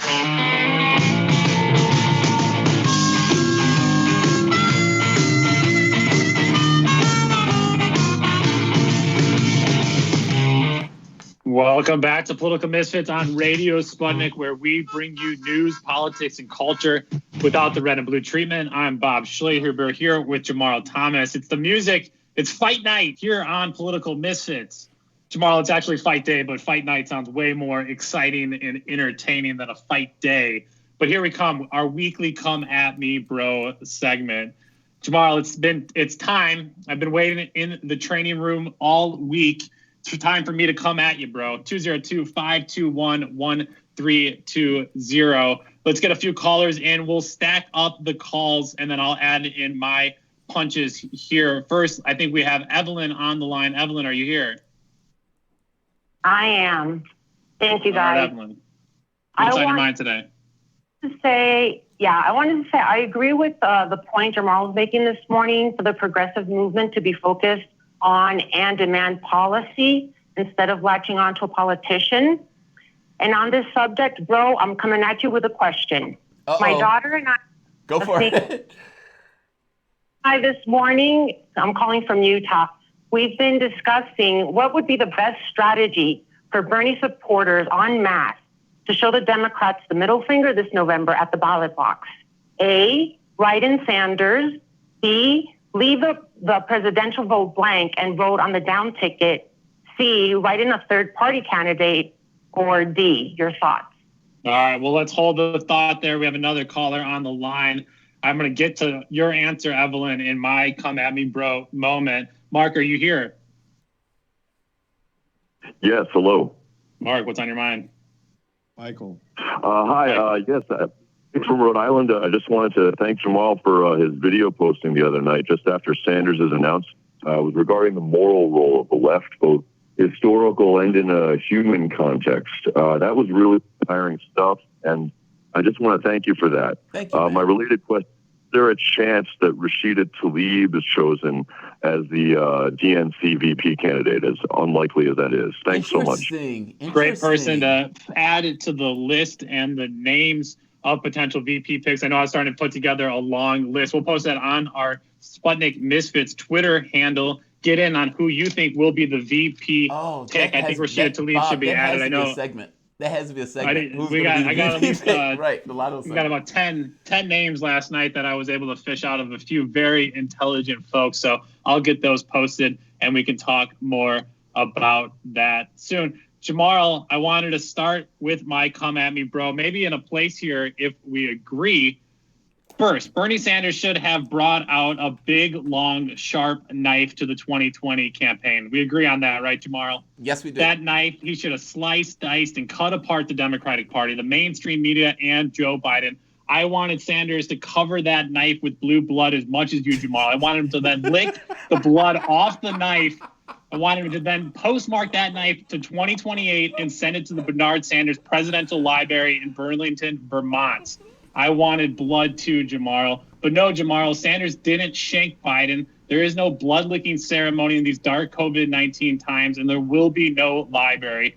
Maybe. I got to keep a sliver of hope that somehow Sanders still ends up being president. What else is there to live for? Sanders surely brought the boxing gloves, though, Jamarl. He did get in some hits, and I want to give him props on that. He hit the Democratic foreign policy consensus on Yemen, called for an end to endless wars, and argued that Palestinians should live in freedom. Sanders landed body blow after body blow on the Democrats, highlighting their love of billionaires, their complicity with private health corporations, and their utter hatred of any anti-capitalist and environmentalist. Sanders metaphorically landed some punches right to the nose of Biden, especially when it comes to Latinos and young people. He knocked the guy in the face. Yeah, Sanders bruised the party, he bruised the media, and he surely bruised Joe Biden. But what he didn't do, Jamarl, he didn't drive a long, recently sharpened sword in the heart of the party.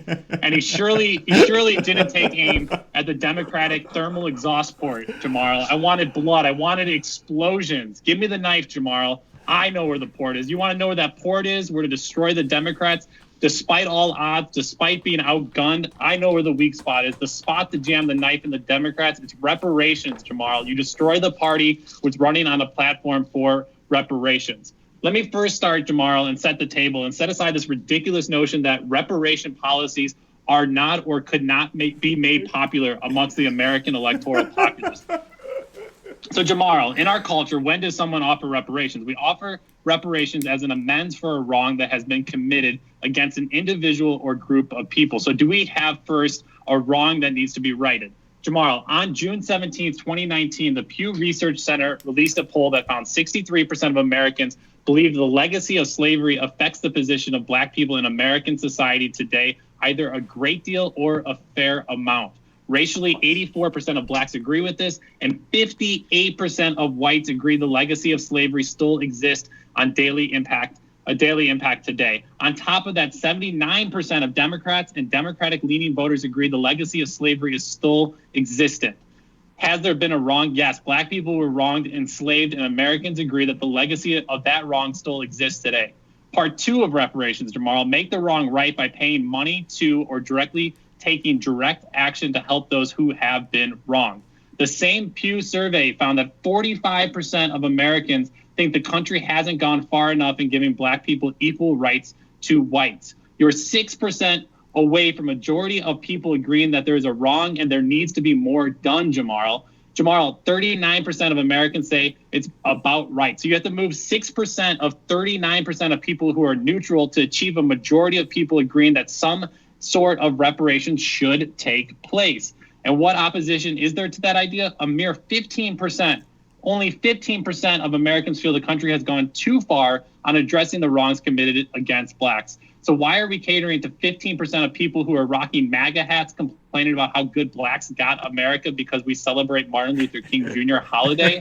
There is no opposition, Jamarl. Jamarl, one last number, and this is the number I think people point to often. According to the Associated Press, Norick Center for Public Affairs Research. The poll found 29% of Americans believe the government should pay reparations to blacks. Nearly 30% of Americans are for cash transfers. In the heart of capitalism, 30% of people are for socialism. 74% of black Americans agree with the cash transfer. That is socialism. To convince another 20%, Jamal, of Americans who already agree more needs to be done for blacks, that we should increase funding for health programs and job programs in black communities, and you got reparations right there. Oddly, reparations, Jamal, sounds a lot like democratic socialism, kind of sounds like Bernie Sanders. So where did Sanders stand on reparations? Let's hear the man himself, and I'll tell you where he falls apart by not owning what he's already pushing, Jamal. Let's hear the question. Let's hear the question here, Jamal. This is my friend. This is my friend, Chioma Wio. Income inequality in the U.S. What is your position on reparations to the descendants of slaves? Well, as I just indicated, there are massive disparities that must be addressed. There is legislation that I like, introduced by Congressman Jim Clyburn. It's called the 10-20-30 legislation, which focuses federal resources in a very significant way on distressed communities, communities that have high levels of poverty. So as I've just indicated, I think we have to do everything that we can to end institutional racism in this country.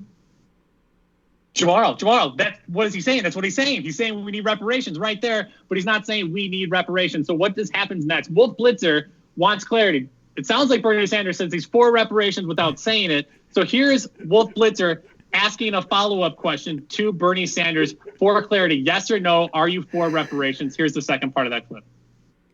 So what is your position specifically on reparations? I asked the question because Elizabeth Warren, Julian Castro, they've indicated they want to support. What does that mean? What do they mean? I'm not sure that anyone's very clear. Jamal, let me translate this to Bernie on behalf of CNN. CNN just said in their question, Bernie Sanders, we hate you. You are really awful on race issues. We're going to go give credit to Castro and Warren for saying the exact same thing you just said.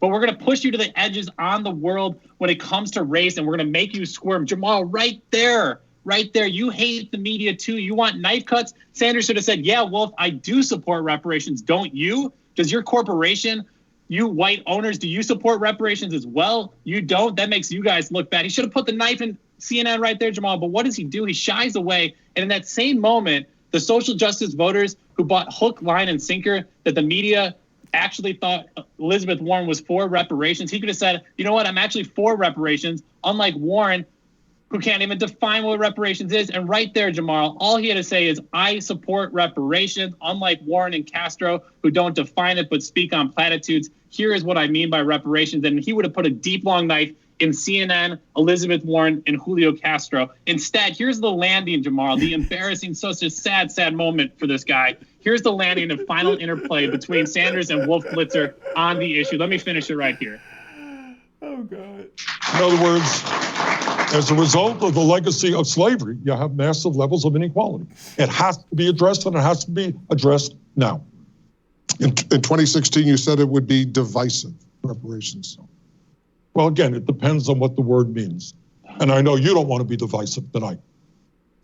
What, Jamal? It depends on the word. Yes, it does depend on what the word means. Bernie Sanders, say what the word means. It means democratic socialism. It means doing exactly what you're already talking about. Define the word and make history. It's so, so sad. He tries to make a joke with Wolf Blitzer, the dazed and confused Blitzer on stage who doesn't know what's going on. He tries to make the most uncomfortable joke to pivot away from the answer, Jamal. Jamal, if Bernie Sanders wanted to win, he needed to figure out how to have won in that moment right there. Right there, you can explain to people how race is intricately tied to class, and you want to talk about how we can both address the material conditions of all folks while speaking truth to the history of racism and slavery in this nation. I honestly thought, seeing the success of Sanders in Latino and Native communities, that he was doing much of this already. So why not be bold in the Black community and take credit for what you're already doing? Jamal, you say reparations isn't a winning issue, and the irony is Sanders not calling what he was doing reparations is what lost him the nominee. And what's even the saddest of it all, which drives my point home even further, the guy that serves as the failsafe for the Democratic Party, the last person to block and stand in his way is Joe Biden. And I wanted to twist the knife in the heart of Joe Biden too, Jamal. I would have even let you twist it with me. Sleepy Joe Biden is going to be the nominee. The guy with no energy, with little money, with no policies. Joe Biden is able to stop Sanders because he happened to be next to a historical black moment in this country, the first black president, Barack Obama. What was the way to overcome Biden's stance in the black community via Barack Obama? It was offering the black community something as historic as Barack Obama. You think Obama, Clyburn, John Lewis, or other black leaders would have pushed to silence Sanders' call for reparations? You think Obama would have spoken up then about how bad Sanders is for this nation when he was calling for reparations? Of course they wouldn't put Sanders in that situation, but Sanders wasn't trying to cut them. Instead, the Sanders campaign thinks they're going to cut into the Obama support because Sanders marched in 1968. You're talking about Barack Obama, who just won election, and you're comparing to that what a man just did in 52 years ago? What have you done for me lately, Sanders? You could have said reparations, and you could be in the White House in November. Jamal, he should have cut them apart. Reparations, Jamal, was the path to the White House for Sanders, and politics aside, it was what was right. It was what was humane. And it's the only way for this country to actually begin to heal from the legacy of brutal enslavement of black people. Yeah, that's a lot. So I would say this. I don't think reparations is a winning issue. I just don't. I agree with it. Don't misunderstand me. You've had a massive harm where you've gotten free labor that effectively was one of the engines of creation for the United States, meaning the United States became what it was because it was able to effectively get free labor for generations on end. So I agree with you in the substance of it. Yes, your country, and these people who make this argument that, oh, I don't owe these people anything because I wasn't alive then. It's not you that owe it. It's the government itself. The government itself basically put slavery as a legal policy. So the government itself owes it. So I agree with you in the substance of it. The issue is politics. Why do you think, answer me this. Why do you think that so many white folks vote against their own self-interest for the Republican Party? I don't know why. I don't know why you're asking with that question. Again, the question on reparations, I don't understand why you don't think it's a winning issue because of politics. When I've laid out simply what politics stopped them. It was stopped by. Engage my question for the moment, though. Why do white people? Right. Why do white people vote Republican Party that is against their self-interest? Meaning, why do poor whites? Because people are miseducated. Miseducated how? They're told that a policy is good for them, even though it's not, and because there's no alternative education or plan there, they go with what they're being told. Now, see, as African Americans, we think about this differently. Our thought about this basically boils down to whites vote against their self-interest because in their heads, that's the white man's party. That basically a lot of the stuff boils down to racial politics, even though they may come up with all sorts of other reasons for it. Because it's a hard understanding to say, how does that person go in and vote for somebody who is clearly raping them? Well, from our standpoint, there's a racial element to the reason that people make those votes. Now, whether that's true or false, that's the way we see it because we don't understand how somebody can perpetually vote against their self-interest. When you're asking me about a question about reparations, you're asking it in the abstract in the sense of nothing is taking place. The moment that you put reparations on the ballot, the Republican Party is going to be screaming high heaven. They're going to be screaming bloody murder. And you're going to have a lot of whites who are going to say the following, even though they won't say it aloud. You've gotten to the point, it's 2020 something. You guys need to pull yourself up by your own bootstraps. Stop complaining about something that took place in the past. I am telling you, Bob, that is going to be the argument that takes place, and people are going to accept that argument.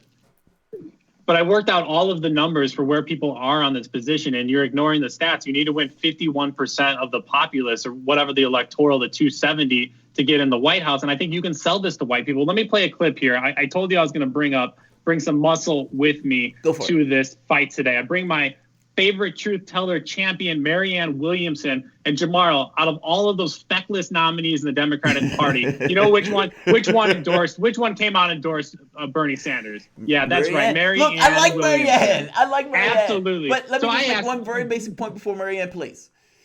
This is my point. I'm going to sell it to the white people. Hold on, let me finish my point here. I'm going to sell this to. Let me play Marianne Williamson because I asked her this exact question. I was in Iowa last August, you spoke to her? I had the chance to interview her and ask her on this question: how do you sell reparations to white people in Iowa? Because she was bold and came out and said, "Yes, I am for reparations." So let's play this clip right here and listen closely about how similar it is to be asked today as it would be in August. Here's this clip.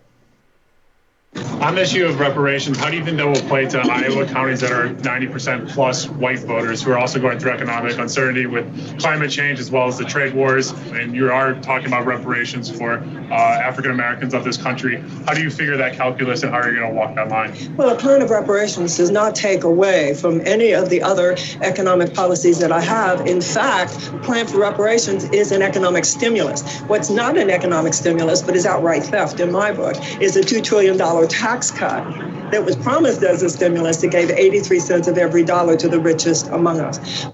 Tomorrow, you can message it, be bold, be the leader, be Bernie Sanders, the future president. Instead, he took the soft gloves and shied away from a political issue. I don't care if it's not popular. We needed to go to the moon, Jamaro.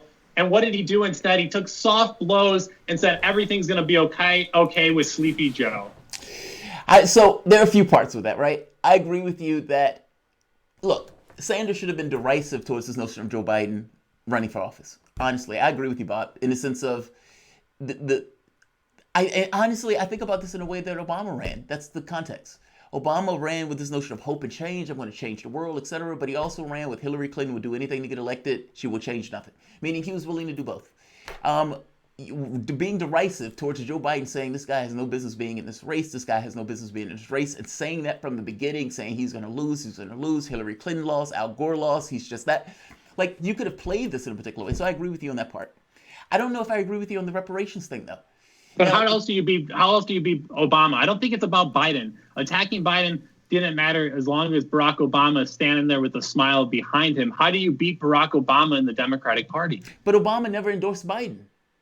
He was there in the shadows the whole time. I know, but he never, like, if you remember, Obama was the one who said, don't let Biden embarrass himself. Don't let Biden screw up my legacy. But that's what I'm saying. You don't think Obama was doing triage behind the scenes with black leaders across America? I think he did at a certain point. And when all of these guys start to coalesce, some of the reporting said that Obama essentially said, look, Biden is the guy, jump behind Biden. But I think it's telling that Obama didn't come out for Biden in the beginning. Like, I do think that's somewhat telling. I think, look, I might be completely wrong in my thought that Sanders should have went after Joe Biden on the black vote, like full-throatedly and saying this guy's lying about civil rights and I was king and all that other stuff. Maybe that's not enough. You could be completely right that he could have went towards reparations. But reparations, I don't know what that means. And Elizabeth Warren didn't know what that meant. Define it. But he could have defined it. And I still, again, with my point with Obama, it was the fact that Joe Biden, who gives a crap about Joe Biden? It was the fact that he was the VP to the black president, Barack Obama. So it's still in people's minds came back to Obama is what I'm saying. I don't know what reparations means either. He needed to define it. It doesn't matter. I'm not running for president. That's not my point. I'm saying Bernie Sanders should have. I'm not saying that as I got you. It's a cash. It would be some type of financial wealth transfer, and you can take that money from banks and from the people we're all talking about stealing our money right now, directing it to the lowest income, most impoverished people in this country across the board with special attention to race issues. For me, it's more about the conversation starter, Jamal. I don't know what reparations is. I think there's bills to study it. And I think maybe that's why Sanders shied away from it, because he didn't want to be the one that defined it. He said maybe other people would study it first, and then we define it. What I'm saying, in that moment, to slingshot into history, he needed to have defined it. I'm not sure what that is. But for me, starting the conversation it's kind of the thing with, like, I get the importance of class because you can move material conditions, but we can't ignore the conversations that need to take place in this country. And by only focusing on class, which is so, so important, I'm completely there with you, without talking about race, we're just not addressing these dark cosmic forces, to borrow a phrase from Marianne Williamson, that exist in this country and continue to plague this nation. And I think the majority of Americans, based on that study, understand that those forces still affect people in a very real way if they're descendants of slaves in this country. That's true. I mean, but look, if you would have asked me on a debate stage, if I was running for president, am I for reparations? I would have probably said, what does that mean? Because I don't know how to answer that question. And you would have lost tomorrow. You would have lost the presidency. I don't think I would have lost the presidency because I look at this stuff as ruthless intent. I don't have any issue going after my opponent and being buddies with the guy, but still putting a knife in the guy. Sanders does. I guess the thing is, look, like I said, I am for reparations in general because I think a crime took place and you need to remedy that crime. And all of those people who say slavery echoes through history, yes, there's no, breaking point in history. Of course it echoes through history. Of course those things have negative consequences in regards to how families are put together, wealth, and all this other stuff. But the issue to me is, can I ameliorate the condition without creating what I think is going to end up being a divisive rhetoric or a divisive conversation that I may actually lose?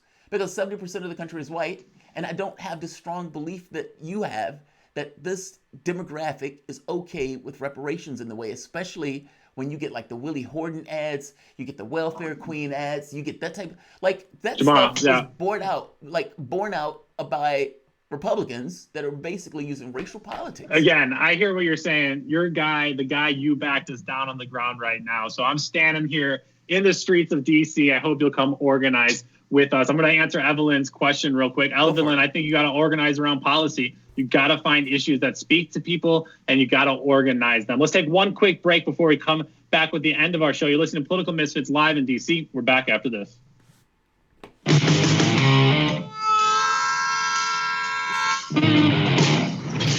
Shooting from the lip. We're taking no prisoners here. Real opinions from real people.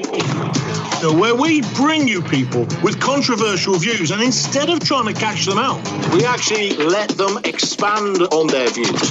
What's going on in British politics, European politics, and indeed in world politics as well. And wherever you are, whether you're a UKIP supporter, a Tory or Labour, everything is in turmoil. John Gaunt. Shooting from the lip. Knock, knock. Who's there? Political Misfits. Political Misfits who? Political Misfits on Radio Sputnik. Not ringing a bell, sorry. News, politics, culture, cutting through the red and blue spin to get to the real story. From noon to 2 p.m. Eastern at 105.5 in Washington, D.C. Oh, it's Bob and Jamaro. Of course, come on in. Aren't you glad you didn't say MSNBC?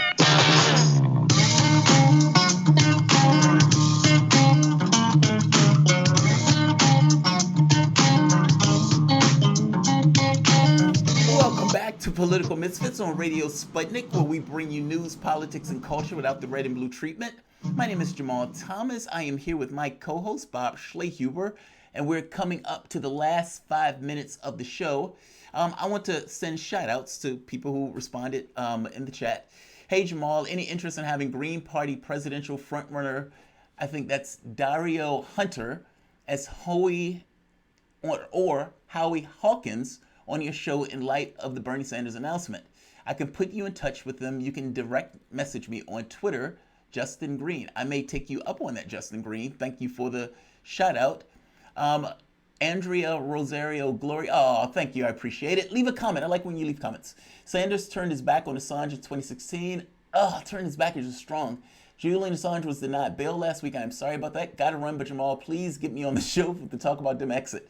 What do you think about this notion that Sanders abandoned Assange, Bob? Do you take that as, like, to me, Assange was radioactive from the standpoint of Sanders. Like, it's like you can't touch it because from the standpoint of the Democratic Party, they're going to howl. That's the way I looked at it. Is that cowardice? Is that something that it should have been something that he took up just like reparations? Like, no, it's not like reparations. Julian Assange isn't anywhere near supported in the American populace like reparations and identifying that something's wrong happened to him. And that's my outrage to it. It's like people need to realize how outrageous it is. And I wish the American populace was in a position to be moved on the issue. So yeah, surely cowardice, but he was playing politics with a populace that does not care about somebody that they should absolutely care about if they care about freedom of press or their right to speech. And so, is it cowardice? Is it not? I mean, surely cowardice, but it was a political move. I think it's much different than where I think reparations is right now. And that's what's frustrating is he needed to pick a few big issues to move. And maybe Assange was a big issue at the end of the day that he should have tried to move. But I think that would have been much riskier than a few other gambits that he should have made. I think that, it's funny, the reparations thing, I've had this argument before with other people. And I've made the point that from the standpoint of Sanders, he is considered a radical already. So maybe you're right. Maybe they would have just said, hey, this guy's radical, so he's pushing reparations that goes along with the character. But not knowing what it is, and you're already saying, I want to make sure everybody has healthcare. I want to make sure everybody can go to school. I want to make sure we get rid of college debt. You're going down the list. And you're talking about the communities that are going to be adversely affected the most by poverty are going to be the ones that also are mostly remedied by these remedies. Like, so whether you're doing reparations or not, understand that it goes across the board in regards to the number of people that are a million, like that are recovered. But let's be honest. Yes, the poverty of blacks are worse, but whites are also in poverty. And you're going to create a certain degree of divisiveness. I strongly suspect that whatever those polling numbers are now, by the time Republicans and people start howling about it, those numbers are going to go in the toilet. Whereas having policy like, I'm going to make sure everybody has health care, I'm going to make sure everybody can go to school, those things also hit the lowest common denominator, meaning those African Americans, more than some of the other groups that may wealthier. I guess I'm saying, no, Jamal, I hear you. I just think it really matters that you come out and say it. And I think controversy sells, and I think it matters to say it. And I wish it was a fight he would have taken up. We'll have to wait for more of the autopsy to return next week. We're out of time here on Political Misfits. Big thank you to Dr. Dadi Cherie and Mark Sloboda. Big thank you to our engineers, Ryan, Dimitri, Saul, and Andre, for making our show possible. And a shout out, as always, to our producer, Michelle Whitty, and the entire Sputnik News team. On behalf of Jamal Thomas and Bob Schlehuber, thank you for listening. Now get back to organizing.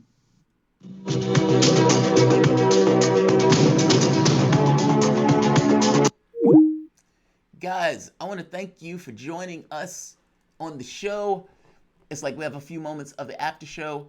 Let's see, got to run, but Jamal, please get me on the show to talk about Democrat exit. Dem exit, we've been talking about Dem exit a lot, right? I've hardened my opinion on this because initially I had the perspective that maybe you can change things in a party and you have this grand Hail Mary. And then I realized, the way to change things is not necessarily the individual candidate. The way to change things is to be dedicated to a cause with this kind of aggressive, ruthless intent where everything else is subordinate. Think Martin Luther King and civil rights. Think Malcolm X and civil rights. Think some of these workers who were fighting for workers' rights. They were very clear in their objectives and what they demanded and what they wanted to do. And the moment that you get numbers backing you for that, if you get 10 million, 50 million people backing you, the world changes. Because you've developed such a sufficient number of people that you almost have a political substructure under yourself. You don't need 1,000 different policies. Pick 3, 4 policies that you and all these other people agree with and demand that and be unwilling to accept anything else but that. And if they lose because they don't necessarily go your way, that's on them. You demanded something, and you also were able to show, A, that you have a backbone, and the fact that you were able to organize that many people in order to crash the other party also shows that now you have a neural center by which you can move and you can take certain actions. It's a sea change in regards to politics, and it's something different than what the left has been doing for the past 40, 50 years. I accept that pathway potentially loses to Trump because the Democratic Party is not going to trust you because they have no reason to trust you. Over the last 40 years, you've toed the line. By the same token, that level of ability to say, yes, I'm not going to get what I want, but I'm going to make sure that you also don't get what you want. If I'm miserable, you're going to be miserable too. If I'm not going to lose, you're going to lose too. That is a power. Yes, that's a sucky power. That's a sucky stick, but at the very least, it's a stick. And that stick is a way for you in a weaker position to try to compel the person who's in a stronger position in order to get political gains. The problem, and the reason why that's difficult to pull off in this, is because Joe Biden was already expected to potentially lose to Trump. And so as the left putting a demand to Joe Biden, when Joe Biden already, to some degree, was probably expected to lose to Trump, it may not necessarily work. Your ability to get that level of concession has more to do with the fact that they want to win and you have the ability to make sure they lose. So, but we need to think about politics in a different way, that's all. I'm going to end this here. Like, share, subscribe.